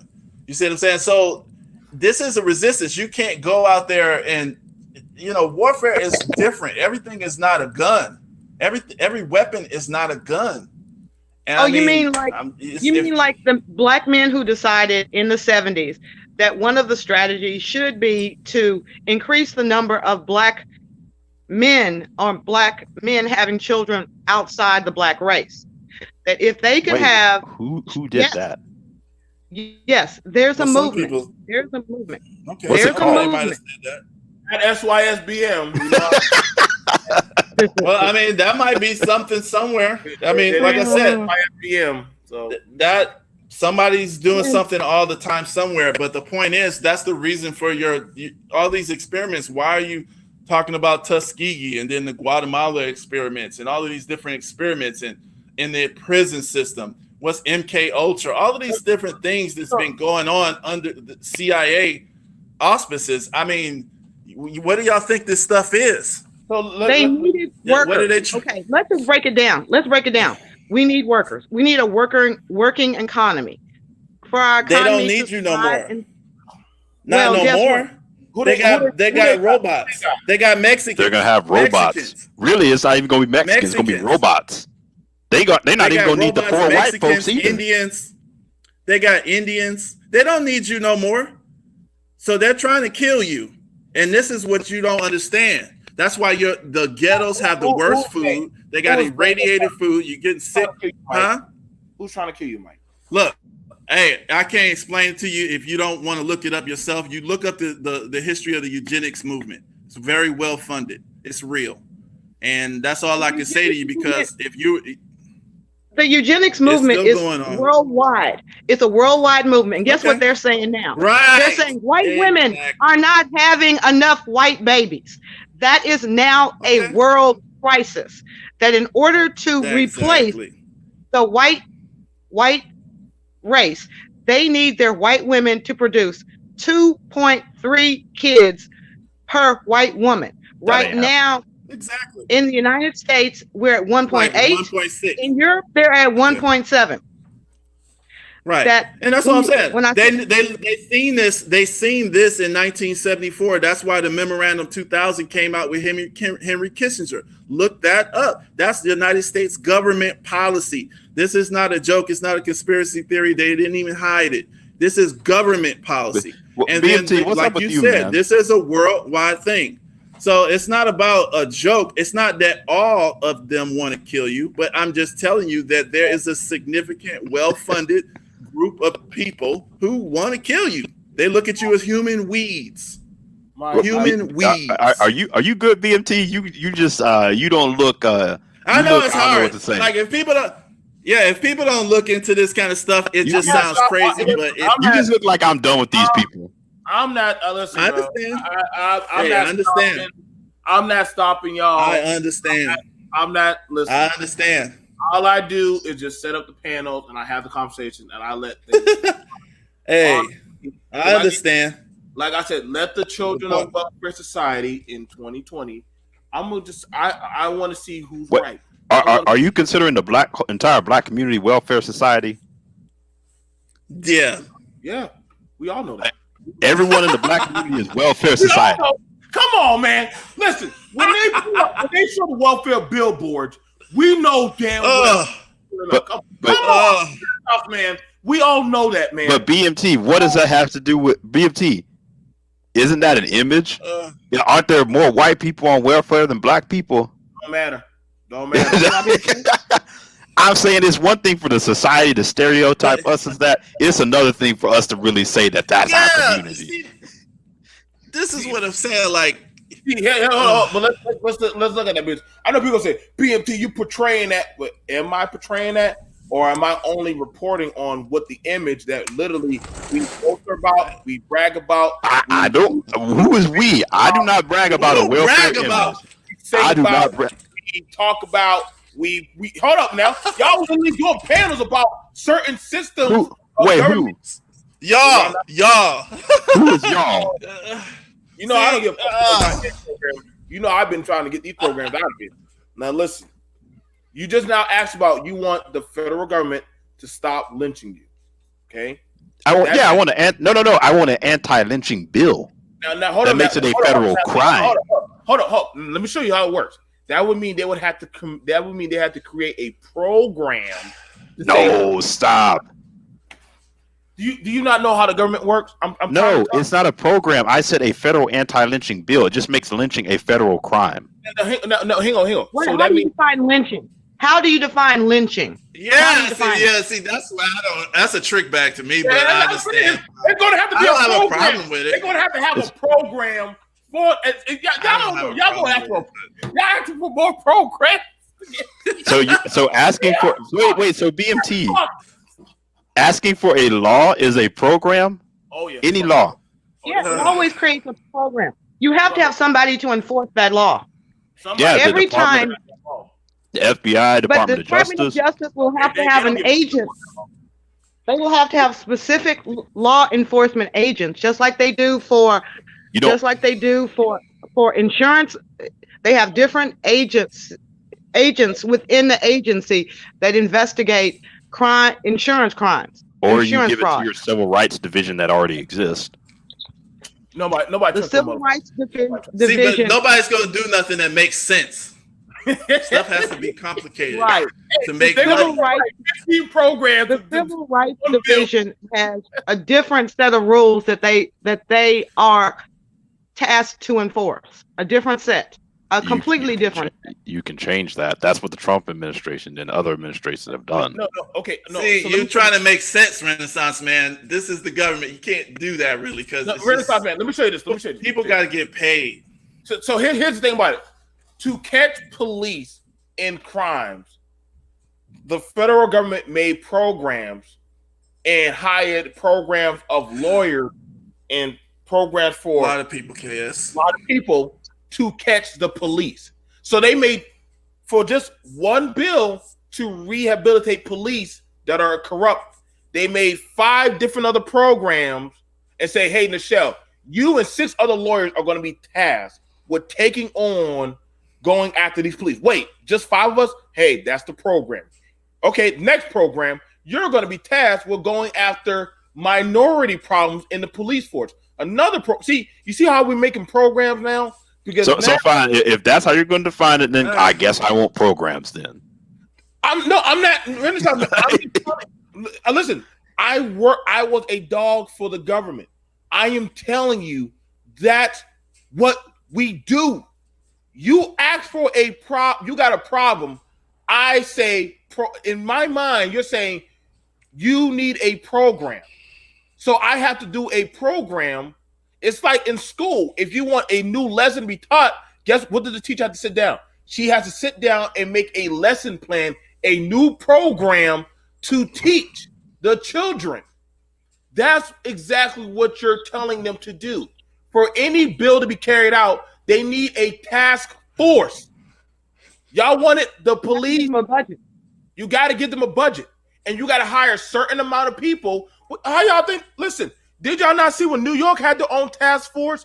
California had their own task force to go into these communities to get them and make sure to check on them. Hell, the goddamn illegals, like, goddamn it, who the fuck are these secret ninja armed up guards coming in here? Busting in, like nobody believed the immigrant. But guess what? All of a sudden the blacks were like, well, you know, it's funny. We've been telling you about these goddamn mysterious police for goddamn 30 years. You motherfuckers didn't believe us. Now you illegals getting your asses beat up. Oh, now you want us to talk. No. Y'all go through it. But nobody believed the blacks about the secret police. But now all of a sudden, hey, who are these secret ICE police? Oh shit, we're ICE now. Those names, they were always here. But the people from that they're trying to bring in, the immigrant class, they're poor and stuff like that. But the thing is, they're here to replace the labor force of the black people because we got a gripe and we got a history with this country and we know it.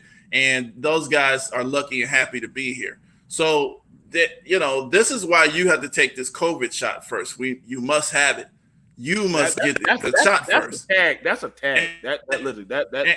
And I hope people look up the Gardasil shot that was happening in India and the other shot that they had, the little tetanus shot that they had there in Kenya that they were testing on those people. They want to see you get the shot, nothing's wrong. Then months later, you start to get sick. Months later, you don't get sick right away, and that's the problem with a lot of people. It's kind of frustrating. The only thing I asked the question is this, Mike. We didn't find no fucking cure for cancer with no damn shot, and it's been over 100 years. We didn't find a cure for a herpes yet. Now, we didn't find a cure for a lot of shit. You mean to tell me an unknown virus that is consistently evolving? And what, 6 months? In 6 months, we found a flu that fast, but we can barely figure out how to 95% accurate. internet. 95% cure rate. How The flu the fuck do we vaccine pull is that still shit off? only 40%. How do we Wait, pull B- that off? Look. I'm Hold not on. I just want to put some numbers. Just real quick. This is just numbers. Let me just say some numbers. The best vaccine of this thing, I'm not going to mention it, and everybody knows what this thing is supposedly 94% effective, this They're going to give you mRNA that's going to hijack your cells to recreate this thing, this little polymerase chain inside your body. So you're going to get it. Everybody who gets this shot is definitely going to have this virus, right? But it's only 94% effective. So if you give 300 million people this shot, 18 million people are going to have this virus. But right now, with no shot, the cases is only like 12 million after a year. So I'm trying to figure out what's the point. The U.S. has a bigger population than 300 million. I'm just trying to make even numbers. But you're talking about 94%, and it's not a cure. It's just you still gonna have to wear your mask. You're gonna have to do this stuff. The curious thing about it is, I don't like that, man. Come on, man. Come on. When have they ever, in the history of the world, been so happily ready to just give out free fucking medicine? When have they ever done? This is what You know what? You may be right, but here's the thing: your economy is suffering right now because of this virus. Listen, no, you're right about that. No, it's suffering because they're shutting the economy down. It's the politicians. Their policy against is the reason why it's suffering. It's not the virus. Hey, let me ask you this too, BMT. Nobody gives out free. Wait, BMT. Go ahead. Going back to the topic real quick. When I was ask you about the marijuana legislation, if Democrats are able to get that passed in the Senate, will that count as a win? A win for who?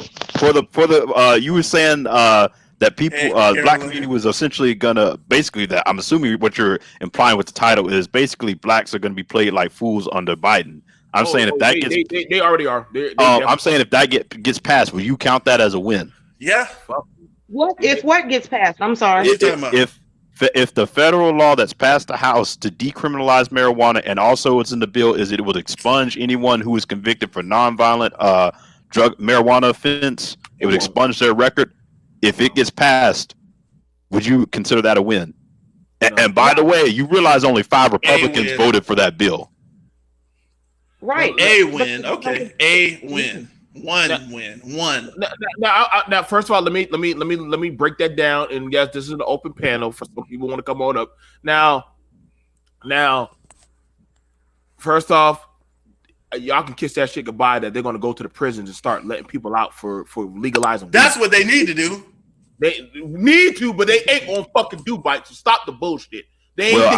How long has liquor been legal? You think they letting out the people who were selling liquor illegally? You're moving the goalpost a little bit, but anyway. If you ask me for legislation and now you're going to say, oh, well, they're going to pass it, but they're not going to do anything. At that point, I'm just like, am I supposed to go and let them out myself? Is cigarettes legal? Yes. Then why do people still go to jail for selling loosies? Because you're not allowed to sell loosies. It's soliciting.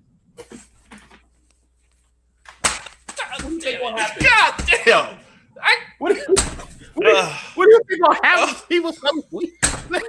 No, I'm not talking about people. BMT. Listen. If you want to take the fatalistic view that hey, these people are going to do what they want, and the only chance is that only thing we can do is die, and if we're sitting here, that's what you're implying is like, oh, we're sitting here talking on the panel, so we must all gave up and no one fought back. So I guess we're. Hold on. First of all, let's look at it. Did black people push this bill to legalize weed, or a higher power did? I'd have to look into it, but I know the CBC has been pushing for it. I don't know who officially made it get over the hump, but it has been an issue. We know damn sure it wasn't no Negro push. The Well, George, it probably was. That sounds like BMT black with the people. George Floyd Policing Act. I mean, that was pushed. That was drafted by the CBC. They didn't do it off the whim of. It got through the House. I'm just saying. Dang, you have such a negative All right, view I'll give about. it to it. Black people, we got weed passed. We didn't get reparations passed, but we got weed passed. So I mean, listen. I'm not. I mean, I guess are you on the train of hey, if we don't get reparations, we shouldn't do anything then?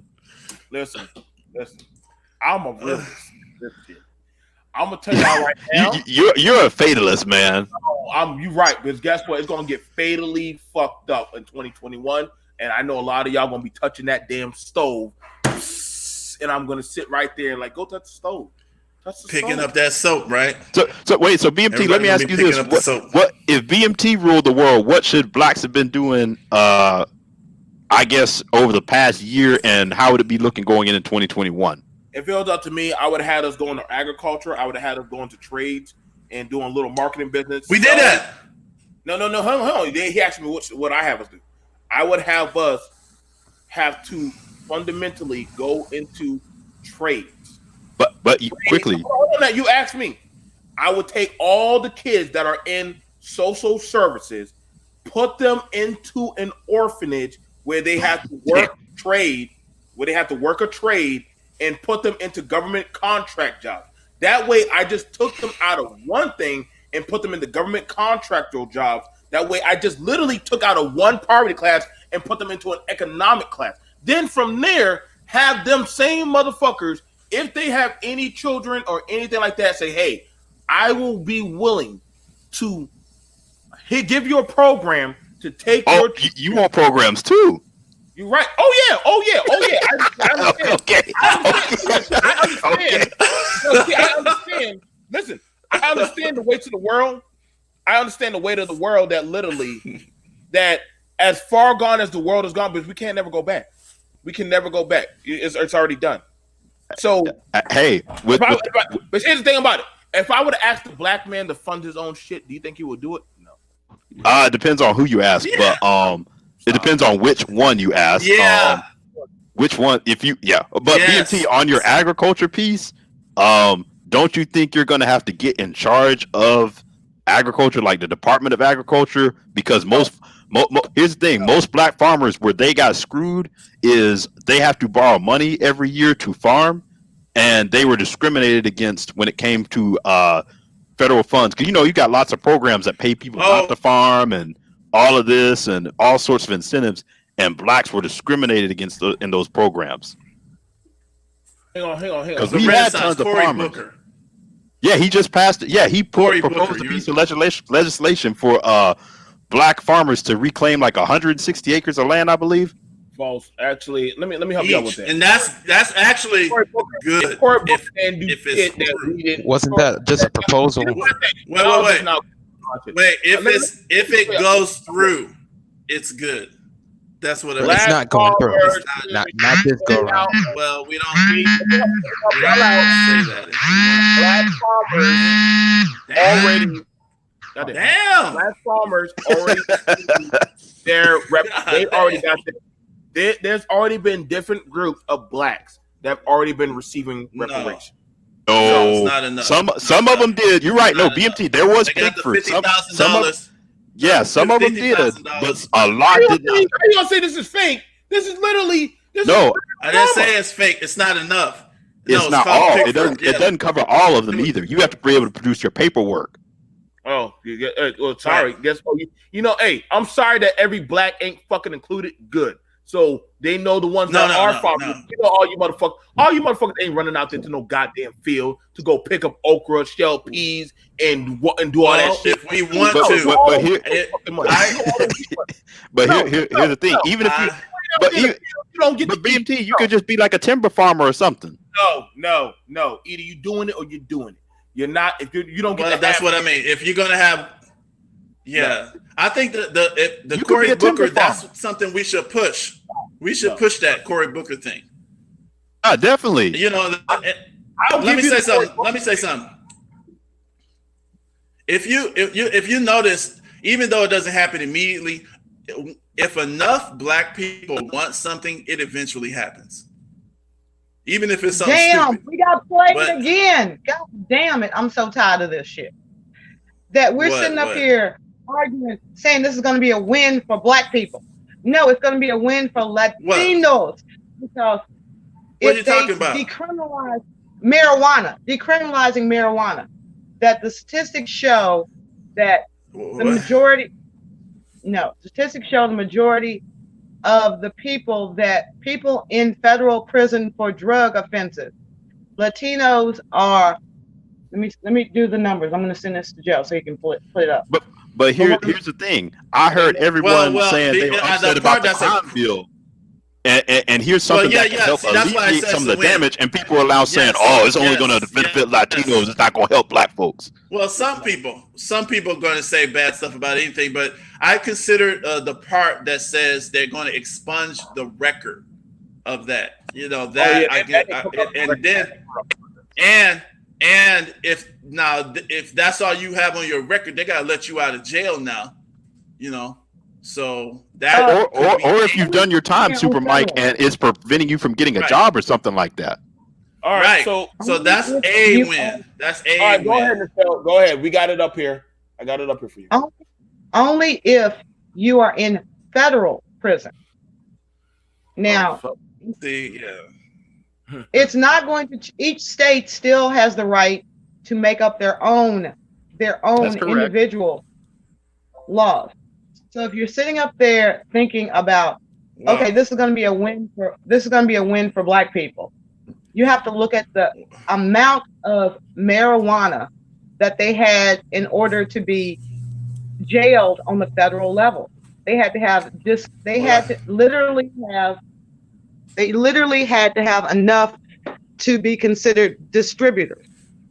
It's not a federal crime. Well, we gotta. It's not a federal crime. So maybe we should. That's fair. That makes sense. No, but here's the thing. Even if it's not at the federal level, I'm sorry. Even if it only reforms the federal level, I mean, we're not going to be able to change every state law. I mean, we're just not going to be able to. No, we can. In every state. Yes, we can. No, what did Obama say? Yes, we can.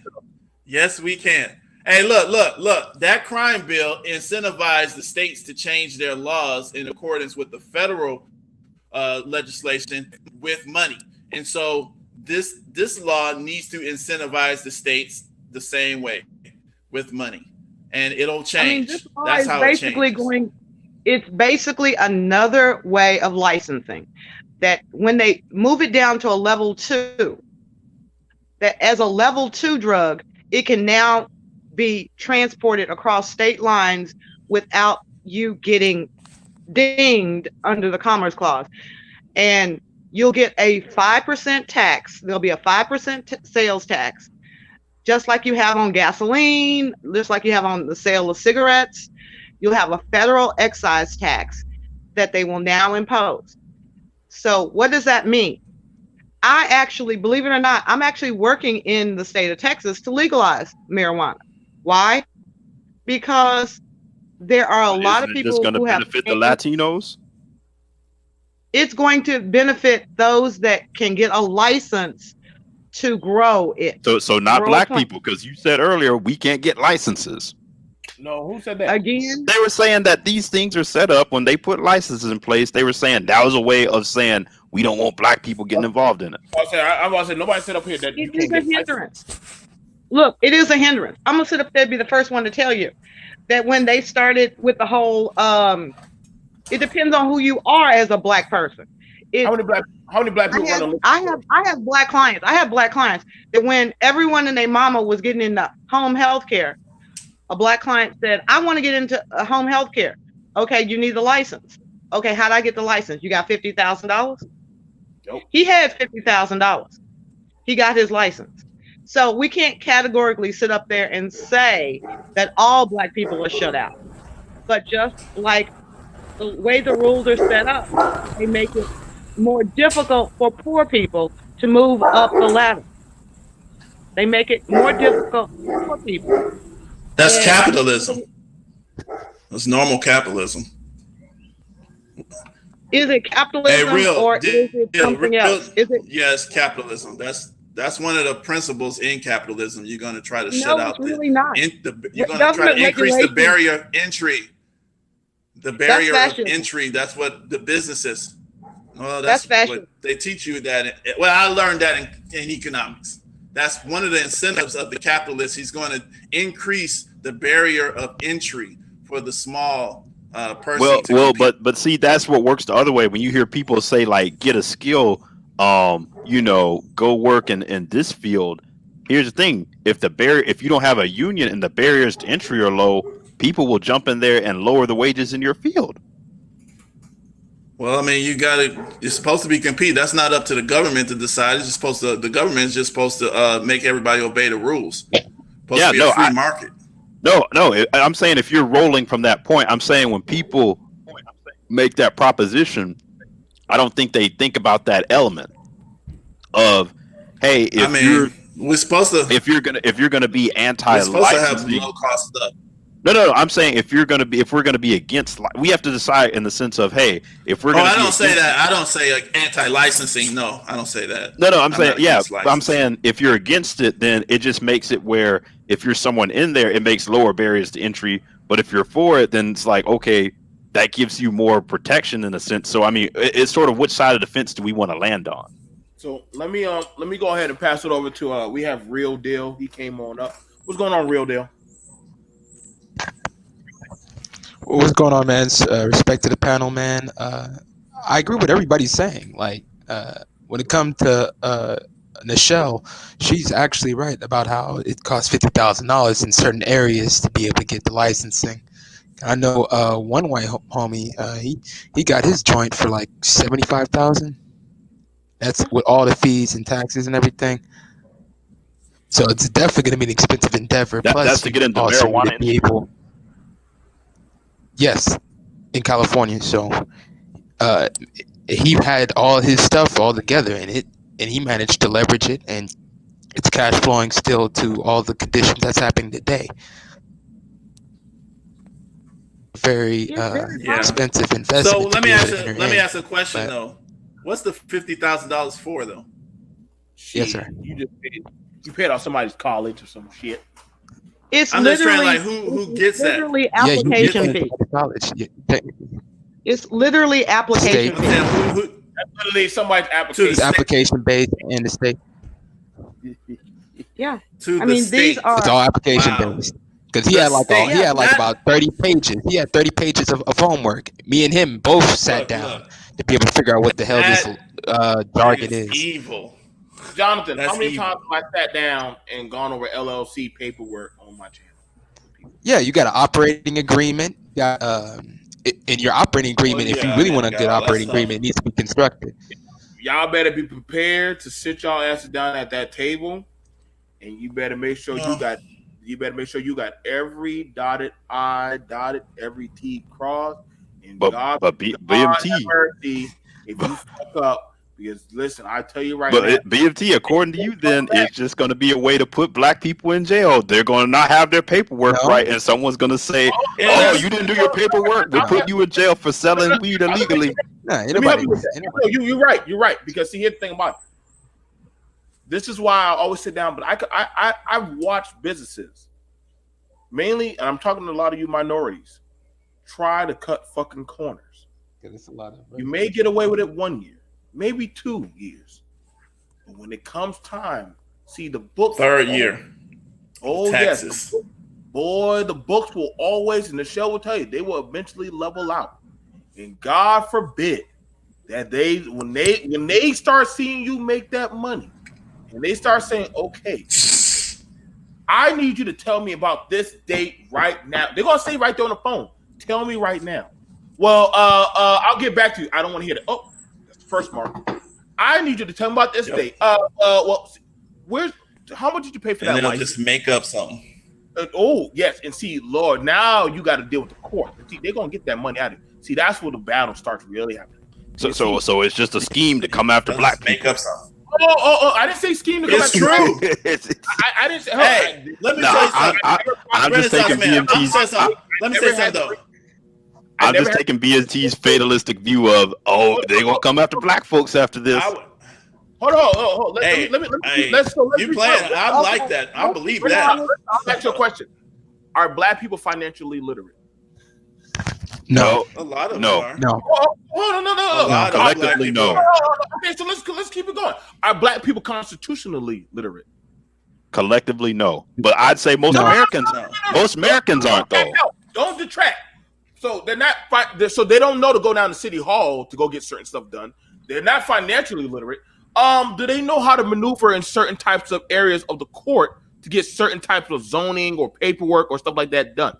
No, most Americans don't know how to do that. No. Most Americans or certain classes of Americans are not. Most Americans. No, certain classes of Americans. But the classes that do are in the minority. So let me put it like this: in a public school, you're not taught that shit. But in a private school, business economics 101 in the Shell, and I will tell you, that's taught to the business class children because there's supposed. But the majority of people aren't in the business class. But so that would be a class type of thing. That's a class thing. Yeah, but it's still the majority of people's. I'm not saying it's not a class thing. I'm just saying the majority of people, regardless. Can the majority of people be at the top?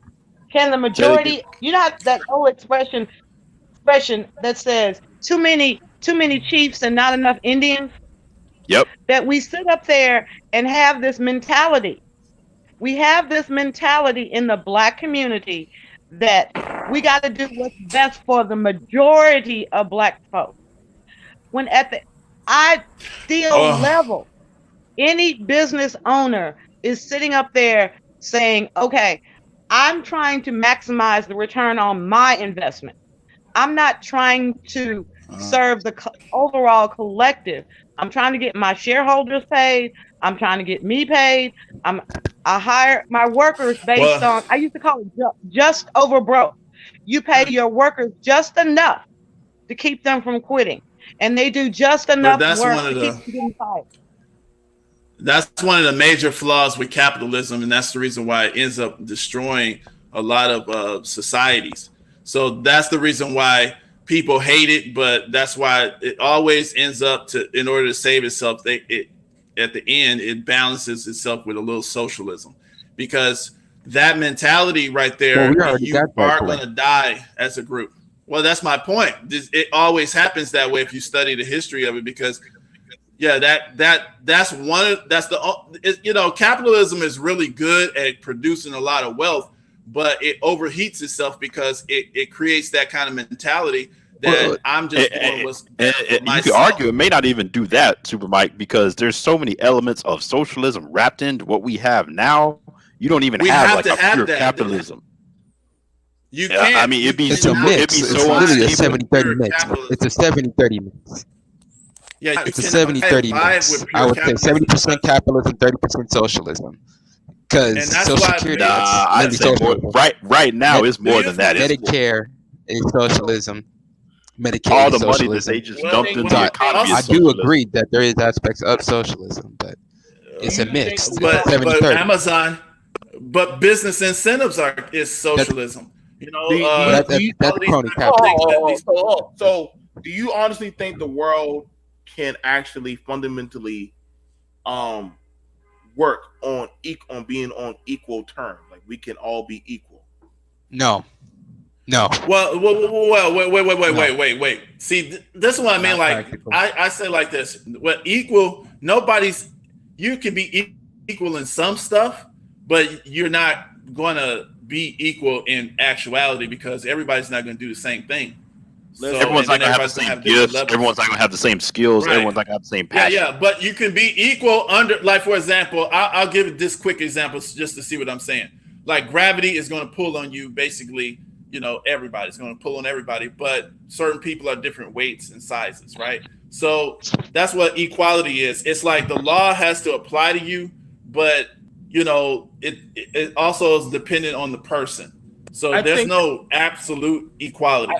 I think the best lie ever told to people was equality. I think that was the best lie ever. I kind of. And people thought, but it's just the way that people understand equal. we're all equal under the eyes of the law. I thought that was the best lie I ever told to people. That's like saying God loves all his children equally, and y'all all ate that shit up and ran with it. That's like saying that somehow you're going to jump over the king. Like history is profound in proving itself. At some point, the lessers get tired of being under the king, and either they do one thing: they either A, threaten the king and say, "Yo, either you start making us dukes," or B, we just burn down the kingdom and say, "Shit, we'll just." That's what happens. It's balance. Now, see, that's human nature reconfiguring and balancing itself. Yeah. Well, that's universal equality. Policy system, and it's going to level us out, but you're full of shit. But that's a byproduct of also an advanced society, because if you go back to the very beginning of hunter-gathering society, you don't really have time for all of that one man because you're trying to survive at a most basic level. What do you think we're doing now? Yeah, but not in that extreme. Right. I'm talking about in an environment where you're trying to. I'll walk out here and show you this homeless guy that lives on my corner. He burns damn bricks and wood every night, stinking up the whole neighborhood because he's trying to survive from the cold. So he's surviving on some basic level.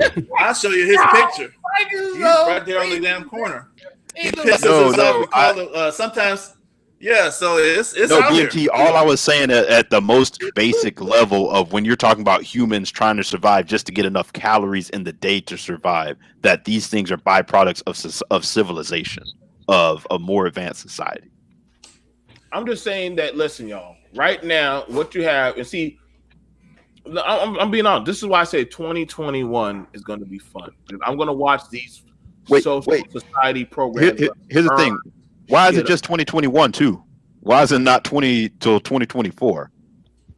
Because honestly, see, the things are 1 year at a time, baby. 1 year at a time. Don't know what's going. 1 year at a time. You barely made it to 2020. Let's see if we can get right. 2021. Everybody dead, all these dead people. I got a feeling with the way it's already done, the pot's done boiled up, and we see the oozing out right now. I got a feeling I don't got to wait to 24. I got to feel 2021. Fuck the pandemic. We're going to get to see it. You see, watching this shot alone, one thing about that is certain about Americans. Americans don't like being told what the fuck to do.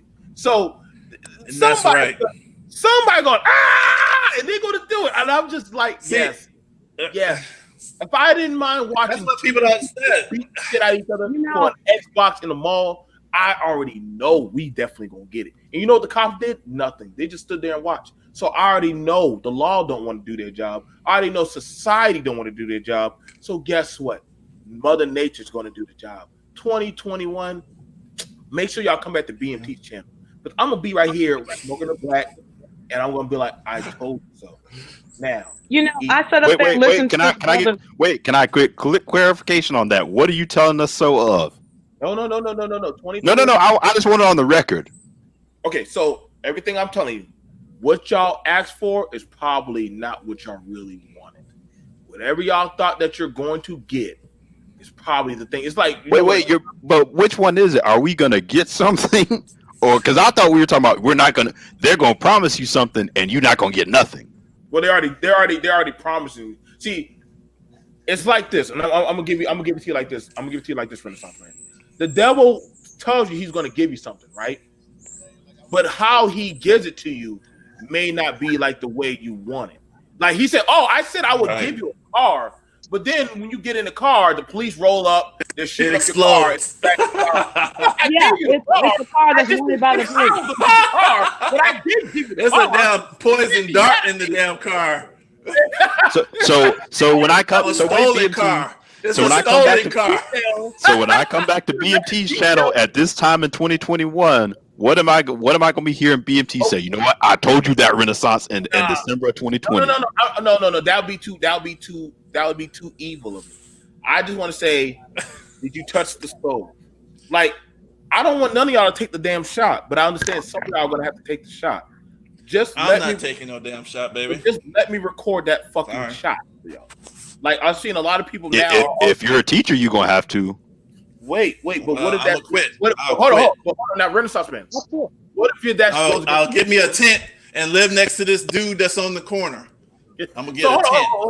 Wait. So you're being told you have to participate or do something against your free will. No, I'm saying teachers are probably going to have to because they're going to try to put these kids back in school. And medical teachers and medical. So literally, you already stripped away. You have to quit. So hold on. So you just stripped away the freedom of choice from people that literally that's their livelihood. That they worked hard for. Yeah, they have to quit. So they either have to take it or they have to quit their job. I mean, don't we have that now? No, you don't. Don't you have to get vaccinated to go? I definitely had to get vaccinated when I went to college. They wouldn't let me live in their dorms. No, I didn't. It was I can't remember what shot it was off the top of my head, but there are some vaccinations you can MMR. I'm not. They were giving out MMR shots, especially in cities where there was a high black population. That if you wanted to go to college, and the reason I know this for a fact is because when I came back to Texas and I asked my pediatrician to give me an MMR shot, he said, "You're too old to get an MMR shot." But it was required for anyone and everyone who went to school in DC. And the idea was that after you experience puberty, that getting an MMR shot could affect. They come up with all kinds of shit, man. It could affect the reproductive system. I'm trying to say, like, I gotta pass it on. I'm just saying, listen, man, I don't want it to have to be something where Mike B is going to work, he's about to clock in, they're gonna say, "Whoa, stop, Mike, you need to go get a shot." We said, "Why? I'm not sick." Still, we want you to go get a shot. Well, I'm not taking that shot. Well, you got to take the shot within a week, or you lose your job. Now you put them in a hard. That's the bottom line. Yeah, so that's it. It's just like wearing a mask. The only people it's going to be really mandatory for, I can see, is like you said, is medical. No. Or teachers. You're not going to have enough vaccines in the beginning to make it mandatory for everyone. Look. They're going to phase this in. It's going to happen every year. You're going to have to have it. You're going to get it. You're going to have a card. You're going to have a vaccine card. Fauci even said it. Fauci said it, and Biden just made him the medical guru. Wait, go ahead, Mike. Fauci said that you're going to have a vaccine card. He said that, and he said it on camera. So, well, in fact, and Biden made him the medical guru. So you're going to have a card, and so you're going to have that card updated to move into certain spaces. That's just going to happen. Y'all won that. Y'all won y'all prize. That damn shot. I'm not. Well, they're only they're not going to force you like straight off the rip, like as American citizen. But they're going to say, if you want to take this plane, you got to have your updated card. If you want to come into our grocery store without a mask, you got to take this updated card. If you want to do this or that, or get this job or do that, you're going to have to. Or if you want to travel to our country. Yeah. So that's how they do it. Go ahead, Mike. Go ahead. And so, that's just how they do it. Piece of the chat. Thank you for having me on BMT. They're only going to be able to produce 1 million vaccines a week, starting in 2021. That's a lot. That's not a lot. If you have for the entire world? No, for a country. Okay. So if you're talking about 52 weeks, if you're talking 52 weeks in a year, that's only 52 million vaccines. That's not enough to vaccinate everybody in the United States. So there's going to be a couple of years before this even, this is all flattened out. But they're talking about another, a COVID-21, possibly because of these bats down in Brazil that are carrying a new strand of the virus. Right. I was going to say too the other. Oh shit! They come up with all kinds of shit. He is right. The other thing is too, everyone's not going to have to take the vaccine because what you're ideally going to get is at a certain point you'll hit herd immunity. They want you to take it first. It's 60 million black people. They want you to take it first. They're not giving it to black people.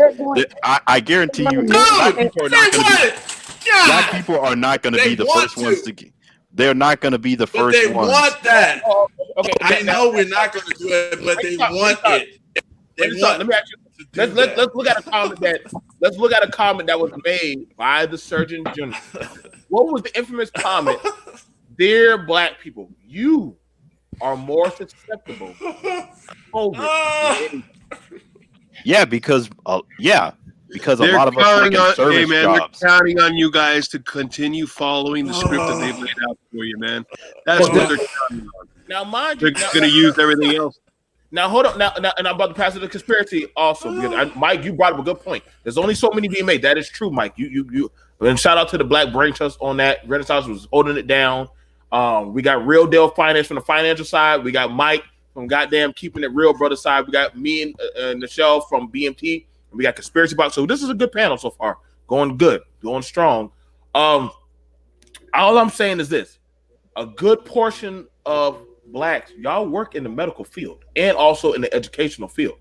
Y'all asses are getting that damn shot. I'm just and the government. Y'all are and getting office. that. Y'all getting that shot, whether y'all like it or not, man. So don't be surprised when you walking into that cafeteria room.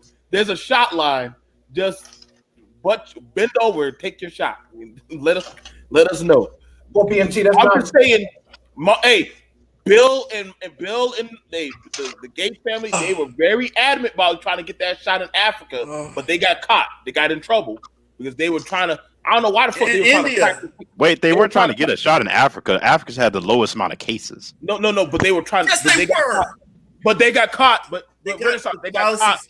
They got caught trying to test the shots out there in Africa.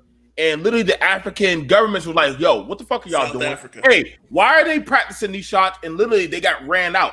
Like the Gates family got in trouble for trying to practice them damn shots and shit. Because see, understand, we all know there's a lot that Africa's goddamn the test tube, baby. Like you could test anything you fucking want in Africa, but ain't nobody gonna say shit. You know what I'm saying? You show up there with some juicy box, some crackers, and some clothes, and a missionary. They take anything you give them. And I'm sorry, man. This is why I'm not going to no fucking Africa, because literally, you can get away with anything in Africa. Nobody BMT, you're being a little bit extreme on what the African continent. Am I really? No, you're being. Go ahead, Mike. I'm sorry. Yeah, I think there's a lot of things that are being misconstrued. It's because the lack of regulation that's in Africa that allows for something like that to take place. That's starting to change now. They already had a long meeting about that, I think, early in the year. Okay. But to your point, there's only so many vaccines available, and the ones who are going to be the highest priority are going to get it. It's not like you have to be in a line. If anything, you have to schedule a date, and then they'll call you, and you'll get a text message. You'll be told to come in. I work in Big Pharma, so that's why I'm telling you this. Okay, no. We're actually working on the COVID vaccination ourselves. And Mike, I was going to say, to be honest with you, is it fair to say higher priority people, as in people who are more connected, are going to get it before rank and file? Yes. I mean, I think remember that's not an it too. I think you'll probably see different states do different things. Like maybe if you don't take the vaccination within a certain date, you may not get your tax return. You may get your license. You may be on the no-fly list. Mike's absolutely right. I mean, they're going to use every aspect in order. Look, it's an enslavement path. It's the training wheels that we experienced. Now we're in this particular training phase. They got us with masks. They got us staying in our homes. They're screwing around with our minds and our emotions through the media, targeting all these social ills and lighting them up like, they're just pushing it. So we get all this divide and all this. All I can say is I wanted to say something about the vaccine. And it's like this. If we know that the vaccine is more than likely not going to be a cure-all, we know it. And the likelihood is, based on a lot of years of information coming out and even recent, that it's probably going to be used to be able to instill everyone with nanotechnologies. Okay. And you can argue the pros and cons of that. I believe it. But I don't know about you all. I think all of you would take a righteous stand on many things. But I remember early on in COVID. We ain't. We go along with everything. Black people, we don't ever take a stance and shit. Yeah, we do go along with every damn we going with the shot. No, I'm telling you right now. If it came to keeping that Section 8 check and that SSI check, I'm making the point on those that are on this panel right now. $1,500 though. No, look, I'm in agreement, but what my comment was targeting this specific panel. You all would more likely stand up for absolute righteous things. Okay. And I'm all for, hey, listen, man, you want to take the vaccine? Go for it. That is your choice. But the bigger picture here is this idea that we're having conversations, and even though that really fundamentally to have discourse and playing devil's advocate on something that's bottom line, they want to force you to take this. It's bad enough that they forced us with all kinds of shit. Fluoride in the water, GMO food. I mean, you keep on going down the list. We could talk chemtrails, all that stuff. Whatever.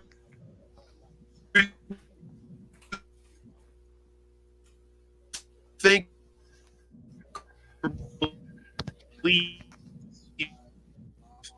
he's Borging pretty bad, or is that me? Most of these things are provable fact. Is it just me, or is he Borging really bad? Borging conspiracy.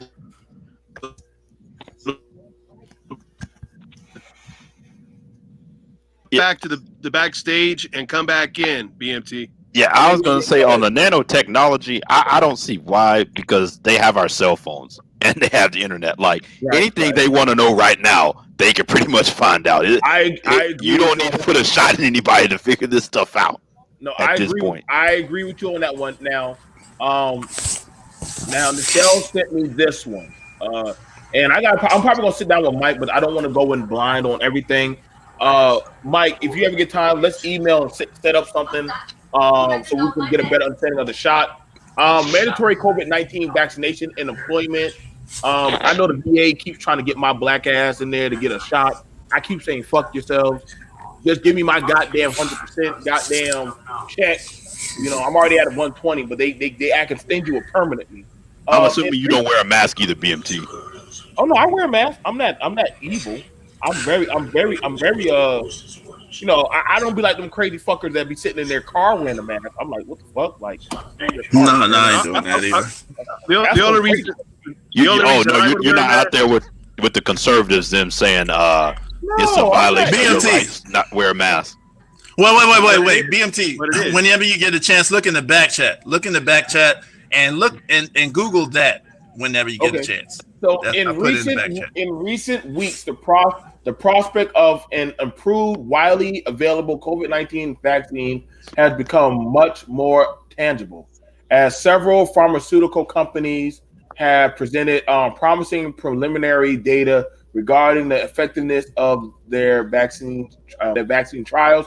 The Food and Drug Administration, FDA has received. You best believe when you get your food stamps or your damn SSI check, don't act funny when they call you, say, come get that shot, motherfucker. Has received 2 applications for emergency use authorization within the last month, in meetings scheduled to begin this week. On December 2nd, 2020, Britain authorized a COVID-19 vaccine for emergency use. I'm not going to read all of this. I'm going to say this for another show. It's going to be titled SSI check versus COVID check. I'm gonna make that's gonna be a banger, boy. Can't wait till I do that motherfucker. So that's gonna be a good one. Because y'all who want y'all COVID, y'all SSI checks, don't act funny. Don't act funny. Yup, my real deal. Let me ask. Can I ask the panel a question? Mm-hmm. Can I ask a panel a question before AI starts kicking me off again? Go ahead. In curiosity, how many of you call yourselves Christians?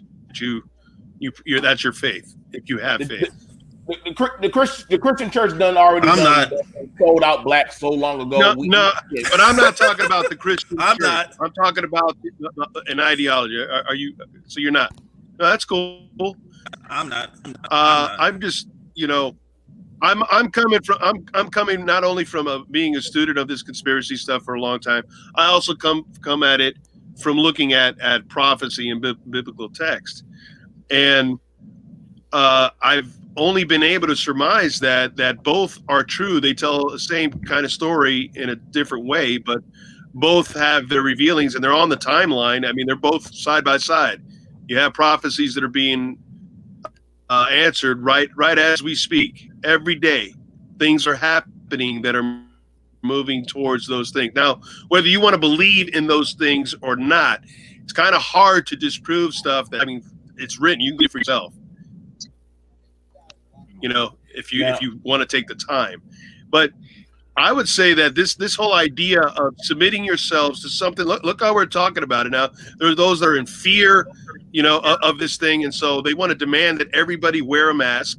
And then you have others who are looking at this and we're like, wait a second, how are we going from point A to B to Z and forgetting about all these other? We're just basically giving our rights up. You know, we're watching all the. I'll use a better word. We're watching continue to screw around with constitutional things and liberties. There's some people, none of that stuff matters because it was never meant for us, or it's you know, they've never been operating off of this. Well, I don't know, man. I think everybody needs to stand on some kind of real truth, and until we really start doing that, I don't see how we're going to make any trajectory into stopping any of this stuff or coming to an equal mind of what it is that we should do about it. If we sit here and continue trying to hit all of these issues, that many of them that seem to be talked about are real social issues. They're really not political issues. They get politicized, but they're not political issues. They're really social issues. And most of the social issues, in my purview, happen because there is ignorance pervasive in the populace. So we're sitting here talking, you know, I mean, we got one group. I'll wear a mask when I go into a business, and I'll tell you why. Because the businesses, their licenses and livelihoods are being put in jeopardy where I'm at. Okay. Other folks don't even have an opportunity to open their businesses. In fact, they're getting arrested if they try. Okay. Going against mandates which are not law. So all these things, you know, and we start making all these devil's advocate arguments when the truth is, regardless of how we're arguing it, they're doing it and they're implementing it. So just like on other panels that I've been on, I want to ask people, and it's not an answer. It's not something to answer me direct. It's something to really think about for yourselves. What are you willing to give up? What are you willing to sacrifice in order to get to turn this stuff around? Now, if you're all for it, listen, man, I don't have the time of day for you anymore. But if you understand, I don't really care if you don't have the time of day for me. I'm very sick and tired of people sitting up there saying it's a mandate. Guess what? It has the effect of law. That all these people, all these clowns. Not if it is contrary to the Constitution, ma'am. You know that as an attorney. Excuse me. It's not contrary to the Constitution for an executive order to have the force and effect of law. That is the long rights. Listen, your God-given rights, which are listed in the Constitution, do not go away because someone mandated. Okay. Now, if you have that mindset, that's cool, but that's not a truth. But it happened for Thanksgiving holiday. They mandated it that literally you would only allowed to have so many people. So that did happen. If you got I understand they're mandating these things, but you have to. At the end of the day, that was only in certain states. Who owns you? Who owns your mind? Who directs your mind? You know, it comes down to you can't drive as fast as you want to either without suffering consequences. Let me get it over to. This is the difference. The distinction is, and this is why Trump lost the race, because we stopped saying simple things like, you know, be patriotic, wear a mask. Be patriotic, wear a mask. Help to save somebody's grandmother. We suddenly sat and said, you know something, I need to get to work. That these white people were suddenly feeling like black people had been feeling. They were being pulled over by the police. They were being asked, where are you going? They were told that they couldn't go to restaurants. I said, welcome to my world. I'm a highly educated black woman that I have seen black people denied service at restaurants, not because they didn't have the money, but because it was assumed that they didn't have as much money and would not be as tipper as the white people were. I've seen it. I've experienced it. So at the end of the day, listen to these people that were so upset that they couldn't go get their hair done. I have been with the wife of a millionaire who went to a salon at an upscale place in Dallas, and she was turned away because they don't do black hair. So please, I am not going to sit up here and listen to people. I'm a trained lawyer.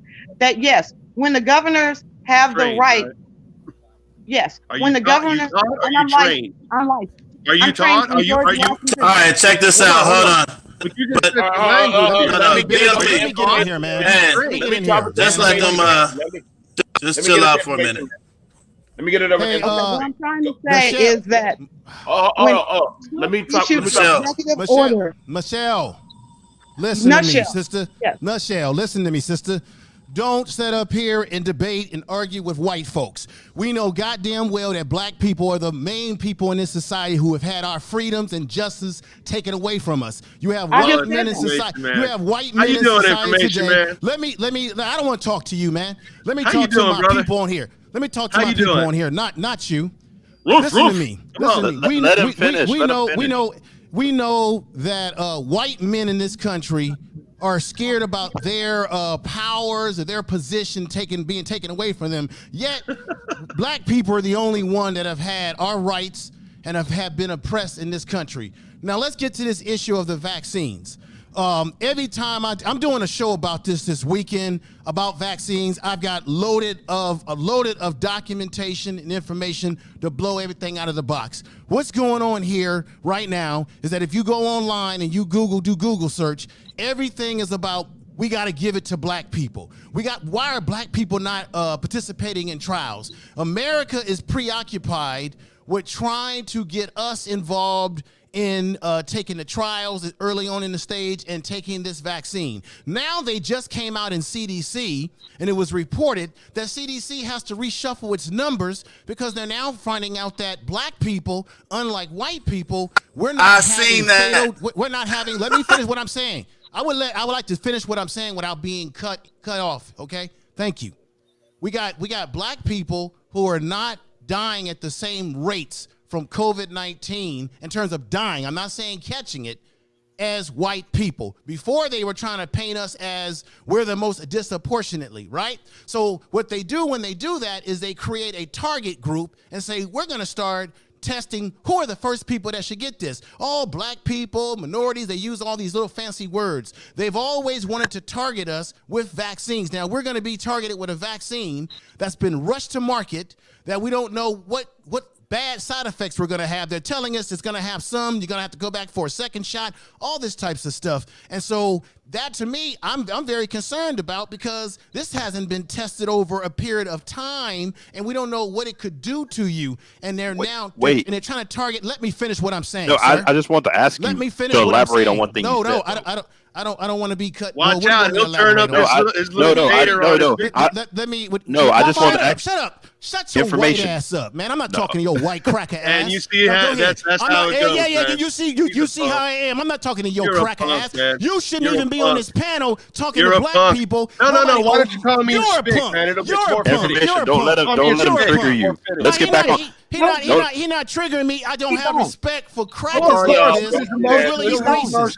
No information. I just wanted to quickly ask you. You were saying that it was directed towards initially down there saying black people aren't dying as much. No.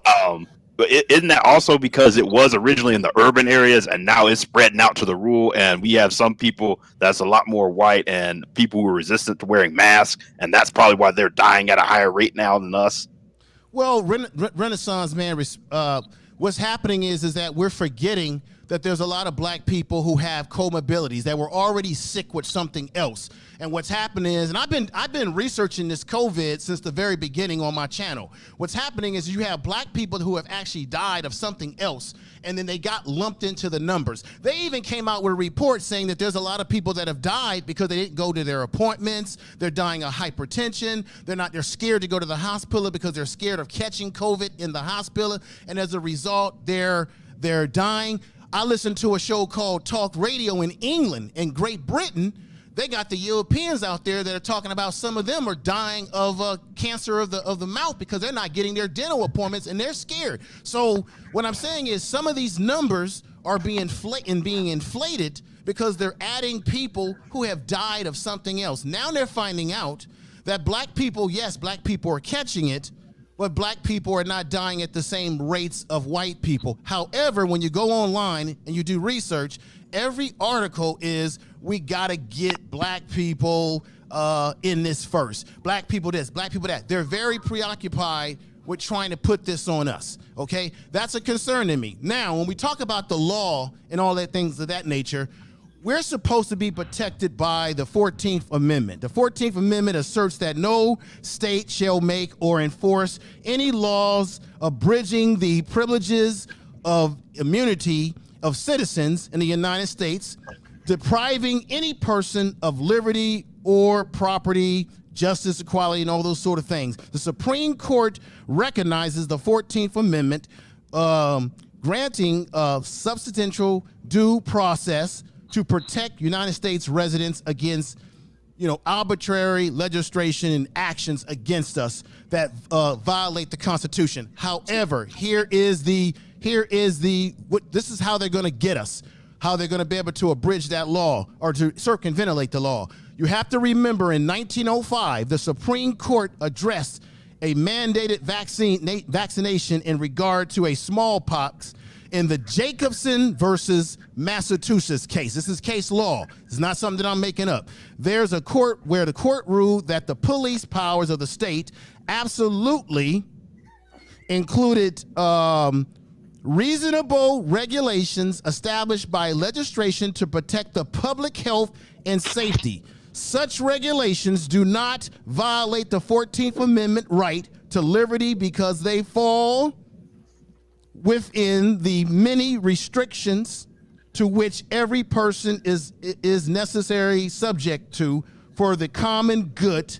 Real liberty for all cannot exist if each individual is allowed to act without regard to the injury that his or her actions might cause others' liberties in.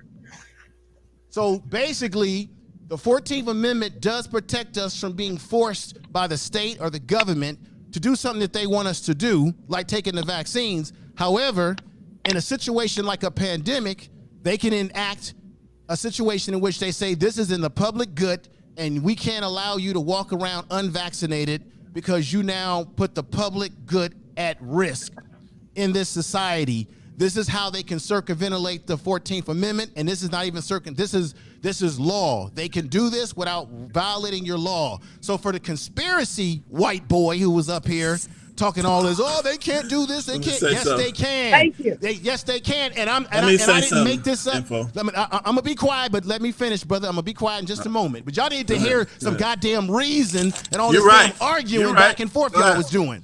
This, what I just read to you, is not something that I got from some Alex Jones website, some bullshit like that, or something I made up. I just read to you the law. This is how they can circumventilate your 14th Amendment rights. This is under the law. Since everybody want to talk Constitution, well, they can constitutionally do it, given the liberties in pursuit of your justice and your health that is violated by other people who put you at risk. Now, that's all I wanted to say. When people are arguing back and forth, instead of getting some goddamn facts. Exactly. And not conspiracy talk. Info came with the fire. Hey, I wanted BMT. Hey, BMT. Yeah. You still there? Yeah, BMT is just somewhere just like smoking. I got a few more minutes. I know you got a few minutes. Hey, but check this out. If you could, I just wanted people to see that. Did you Google that little chart that I put in the back chat? I did that for you. Yeah, put it on because I think that'll help everybody recognize some things. And that's everybody should recognize coercion. Hang on, I don't know if you can see it. Yeah. There you go. Yeah, that one right there. You had it right there. Has everybody seen that? What's the first thing in that? That's from 1956. This is called the Betterman's Chart of Coercion, a tool designed to demonstrate and explain the coercive methods of stress manipulation used to torture prisoners of war It's been applied to explain the coercive techniques used by perpetrators of domestic abuse. And yes, I know about this because we use this in doggone interrogation and torture. Right. So, Right. first method is So called isolation. Deprive victim of all social 14 support. days, right? Right. Yes, and literally that's 14 days of isolation if you supposedly are, but literally it's Yeah. deprives victims of all social support, of all of their abilities to resist, develops an intense concern. You don't with- gotta read all that stuff. Hey, Okay, hey, okay, Super, okay. Super Mike, this is fantastic. Can you please put that in the damn chat room? I got to get my hands on that document. Oh, you never knew about this? Well, Oh, yeah, this you is- could pull that No, right I up. mean, Yeah, everything this- about our this- quarantine is military. I get that. 6 feet. All this is military stuff, right? BMT, you were in the Right, military. right, yeah. They do this to us all. Like, listen, I've been through this training, man. It sucks. They beat it into you. I'm gonna Thank you for that, drop it in the Super chat Mike. for you. Thank you for that, brother. That's what I'm saying. Come with the reason and the facts, not all this damn Alex Jones shit. Okay, I put it in. I put it in there. Now, information man blasted the dude, and I understand. The only thing I was going to say is I don't like actually, the idea no, of I a white understand. boy I understand. talking to a black no, woman like I that. know Hell why no, you I ain't blasted going him. for it. I ain't know, going for it. I know. Yeah, I know why you blasted him. But Go ahead, actually, go ahead, man. Y'all kind of agreed on a lot of stuff. Y'all actually kind of agreed. Yeah, but I know why you did that. Go ahead, Mike. Go ahead. I'm gonna let you finish it up. No. and then The the only judge thing gonna wrap it I up just for us. wanted everybody. Yeah. I just wanted everybody to know that, and I know me and Michelle had disagreed on this type of thing before, but to me, everything boils down to power, and power don't care about your law. It doesn't care about the statutes of this or of that, because they got information man knows right here in California. The governor made some restrictions, and some of the sheriffs said we're not going to enforce that. Right, they're saying that they Some don't. of the sheriffs, Right, Super Mike. some of the sheriffs. Talk about the Super Mike. I need you to speak upon this, brother. Talk about the right. We're both in California. They're trying to put a travel ban on this, brother. Talk about that. Exactly. See, this is what I'm saying. They have a regional system where they're shutting stuff down, and they're saying, okay, if the capacity of this is 15% or less, then you can't go here. And these, we don't want mixing. We want social isolation. And then if they're going to threaten you. They're going to monopolize your information. So they're going to cancel your post. You can't say virus. You can't say this. They're going to restrict your information. So this is what's being done on us. And so all I'm saying is, we just got to understand there's some laws and stuff and all that's important and good. But at the same time, sometimes it's just about resistance, because it's about a power move, and the laws be damned. Some people, that's just how they think. And I mean, and like I said, info, I understand why you blasted him, because of there's another principle probably why you did that. But if you listen to what y'all both were saying, you kind of end up agreeing with some of the stuff he was talking about. Only thing, like I said, and I'm about to wrap it up, and I know I have to go. And me and the show, we got more that we have to get into. Again, the film that y'all just saw us do earlier was called Trick. It was called Trick Baby. Okay. The film that y'all watched us do earlier was called Trick Baby. Oh yeah, I saw that. I seen that. That's a classic right there. You got there. Right. Now I know some people say trying to do that now. Our leadership is not protecting us. Our leadership, I mean, let's just be honest. Look at this whole thing with the pandemic. Look at what's going on, how they are shutting the smaller businesses down, whether you're black or white. They're shutting the smaller businesses down. The big guy, Walmart, Kroger, they're making money hand over fist. They're getting government money at the end of the day to help people buy food. That Ben Carson, y'all can fuss about him being at HUD, but he did try to end concentrations of poverty. That was one of the things that he tried to do. We may disagree on how he did it, but at the end of the day, we got to look at our leadership, whether or not our leadership is still connected to the people they're supposed to represent. No, they're Now, not. I know about We don't about have white Politicians men are leadership. not now. leaders. The problem is that we don't have leadership. You're making a good point. They're allowing the big box stores to stay open here in California, but they're telling mom and pop stores to close down, Yeah. which doesn't make any sense because you can make an argument that if you go inside of a Walmart or a Target where there's more people, you can put yourself at more of a risk versus a small store where they have more control over how many people can come into that small store. So it doesn't make any sense, which tells me that our government or this government is beholding to corporations. Keep them afloat and the hell with Michelle, everyone else. You said that. You were talking to Michelle. Super Mike, please put that in the chat room, brother, that document. I think he did it. It's in the back chat. It's in the back chat info. Oh, okay. I've been put it out there for you. But if y'all want to see it, if y'all want, I'll put it back in there again. You can get the original of it, the actual man, because he not only tells you the charge, how they coerce you to do something, but the original actually has the resistance methods that he came up with. That's communism. That's you can get it. It's on PDF form if you Google the man's name and I put it in the chat. Right. I put it in the chat for y'all to grab it. But again, I'm gonna tell y'all right now. I know conspiracy. He's trying to get back up. I understand. He can come back up. I ain't gonna argue. But Super Mike, you do understand when I say white men in this country have this disposition that they're losing power because the world is becoming more brown and black, and we have always been more black and brown than we have been white globally, right? And they're the ones complaining. Well, yeah, I know. Look, they keep complaining about their Info, rights I know and their what's guns up, being but- taken away. But at the same time, it is black men and black women who have That's had the more other of our show. rights taken away from us, not them. That's They've Saturday. always had their rights. That's the Saturday show, BMT. I get that. I get that, brother. But let's just keep it. Yeah, let's just we're keep trying it real. to.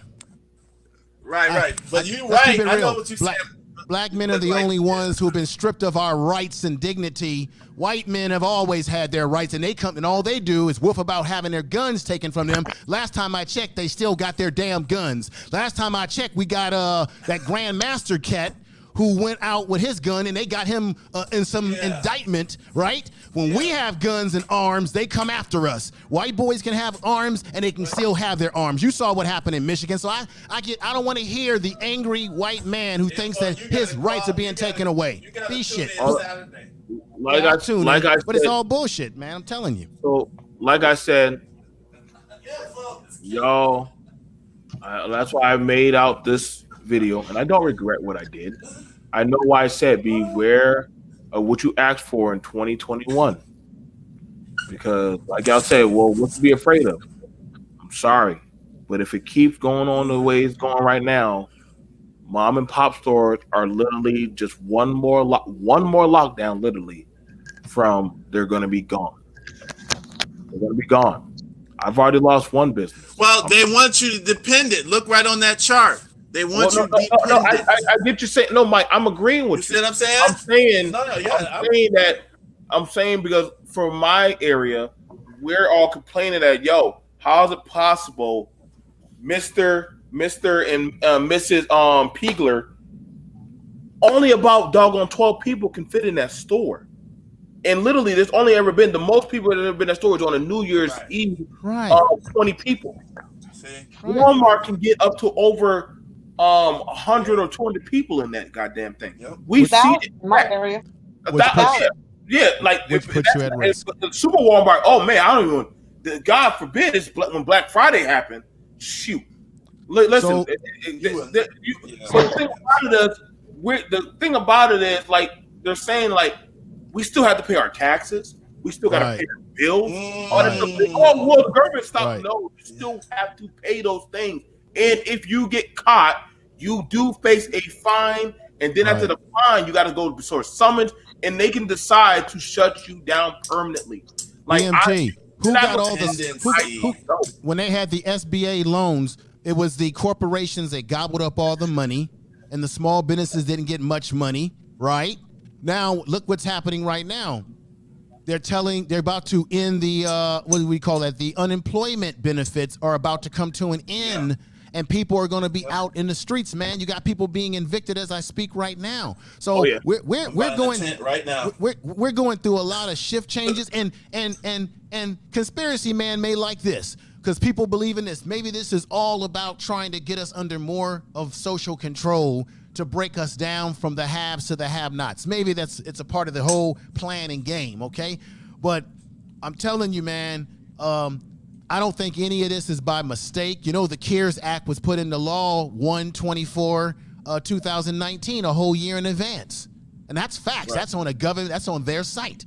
So this is dangerous. I really feel bad for the people who are struggling. If any of you had a small mom and pop store, you could let 3 to 4 people come in at a time and you can still operate. But no, they don't let you operate, but they let Walmart operate. What is that all about? Well, we know what that's about.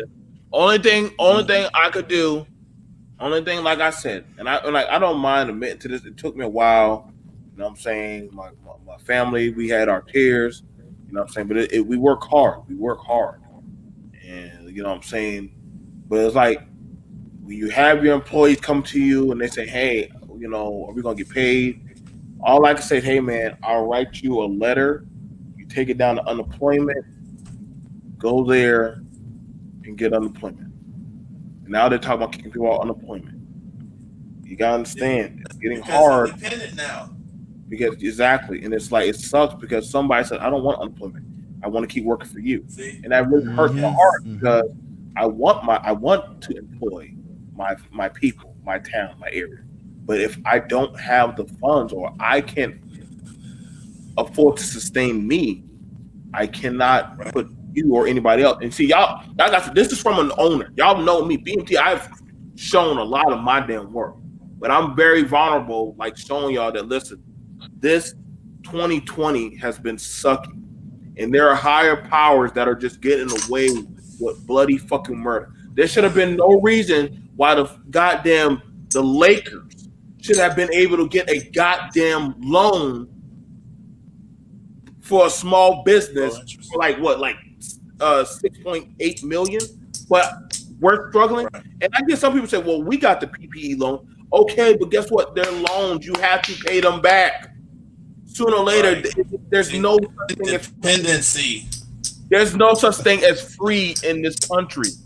Nobody gets out free without something being given back. That's how this world works. It's literally it's a give and a take. And I'm telling you right now, when it comes to our people, y'all gonna be doing a lot of giving, but you're not gonna be getting you're not gonna be doing no taking. People say, oh no, BMP, you're thinking so negative. Am I really? Because right now you got a bunch of people saying, Biden, we helped you. Where are you at now? I don't like that.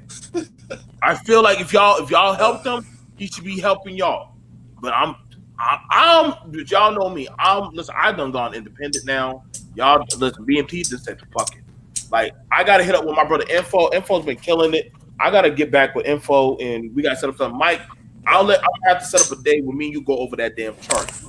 I already know the chart. Yeah. I know exactly what that chart is. I know you know, and that's why I know what that chart was. I knew that was when I saw it, man. What's going on, Joe? Like I said, you guys, I know we weren't talking about the latest, black YouTube gossip, but that's not the forum that me, Info, Mike, and the show rolling. We kind of rolling more the big boy table. It's you got to actually have a hand and have your chips right. But shout out to everyone who came through. Like I said, I've also been seeing Info Man going over to Maurice's channel and telling the truth. You know what I'm saying? He's a lot more leveled in talking about the stuff he knows than RBR. RBR just crazy as fuck. We don't talk to that crazy. But like I said in the show, you already know we got to go. We got some more stuff. The next topic coming up, I was dead ass serious. It's going to be SSI check versus COVID check. Which one is going to win? And y'all think I'm joking, but y'all do know for you to get them certain types of checks and stuff, if Michelle's a mom, they're going to have you to take your child to go get a certain amount of shots. so that way you can receive that type of stuff. So let me say one last thing because I'm about to get out of here. Let me just say one last thing. See, it's so important. Like I can't even stress it enough. I know, like a lot of us, we all into the politics, we into the law, and all of that stuff is very important.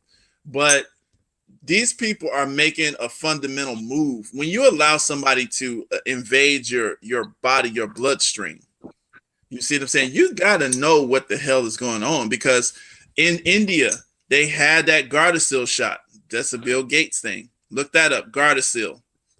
They kicked them out of India on a lot of stuff because of that. It's a sterilizing agent. Anytime they set up the laws where the kids at school, your kid, 11 years old, down to 11 years old in some spots, they can take this shot without you even knowing it. And the kid can give consent themselves. You see what I'm saying? And these things, a year later, 6 months later, it finds out, oh, you're sterile forever now, right? So these little things here is not a laughing matter. This stuff can change your life. You see what I'm saying? And you know, even if it doesn't affect everybody the same, that's the kicker. That's how they defend themselves a little. Because everybody's not going to get sterilized. Oh, it's just 18 million of y'all out of 300 million shots.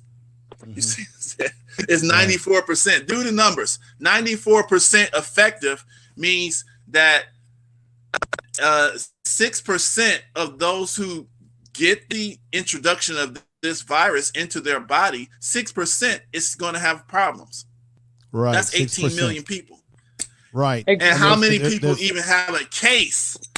Like right now, just do the numbers. How many people? It's 12 million with cases with no shots. What are we doing? Right. Well, there's even people in multiple types of vaccines. Right. Mm-hmm. Yeah, keep going. There's people in the medical. I work in environment, so I've been around people who have COVID, so I know it's real. How it got here, we can debate that all day, but I'm more concerned about what we're going to do to protect ourselves. I know we don't want to operate in fear. Conspiracy man said that this is about, people being fearful, but this is the reality. 58%, and you can look at the numbers for yourself. 58% of African Americans or black people in this country are saying that they don't want to take the vaccine. That's a high number. However, I unfortunately have to agree with BMT when he says when it comes to your WIC program, whatever social programs you're getting from the government that's allowing you to live, buy food, and stay in medical and all that good stuff.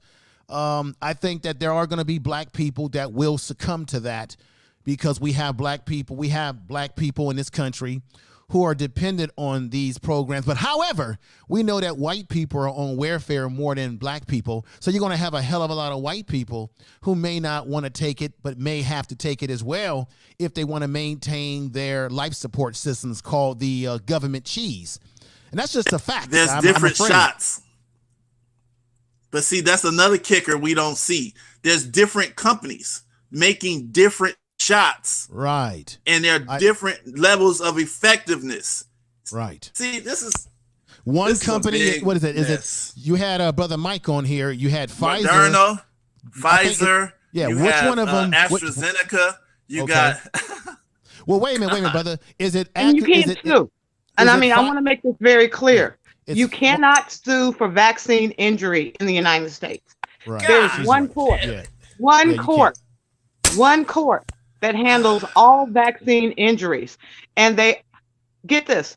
If you believe that you've been injured by a vaccination, you can go to that one court in DC and the Department of Justice defends the pharmaceutical company. You will not win. You will never win. I have never seen. Well, they paid out $4 billion already. About $4 billion. So one company, I think it's Pfizer, has to have it at a certain cold condition. So let's say they give out a batch of these. Let's say they give out a batch of this vaccine, and some people that get this vaccine, it's not at proper temperature as they think it is, and something happens to them. See, it's dangerous, folks. I gotta feed my young one though, but thank you, BMT. No, always, man. Like I said, you guys. Nichelle, I already know. I'm gonna talk to her about trying to set up another show We're going to be going over the shot. We're going to be doing SSI check versus COVID check. I'm trying to tell y'all, a lot of y'all working class and y'all children are going to be y'all the first ones. Y'all think I'm joking, but I want you to just go to a family practice, and I want you to look in there, and I want you to tell yourself when you go to a family practice in the social services, just count how many of you are in there, and I promise you, you'll be surprised. Just being honest, the show will tell you, and I will tell you, they got a nice little checklist. You know, info. You know, Mike. They got a nice little checklist, and for your baby to get that wick, we got some shots that we got to give the baby. Yep. And if you want to get this, then you come get these shots. Listen, thank you, Jesus. My babies are grown. Fuck that shot. If they got to go to school, they won't be getting. They ain't gonna be getting the shot. I'm be like, well, I guess we're gonna be just doing homeschool. I guess I would have to just homeschool. It's better. So I'm just saying the times are changing, and y'all saying they cannot force you. Oh, they can when they want to. They got ways to shut you out. They're gonna starve you out. Let's pray to God they don't make you do ID cards. Carrot and stick. So, carrot and stick.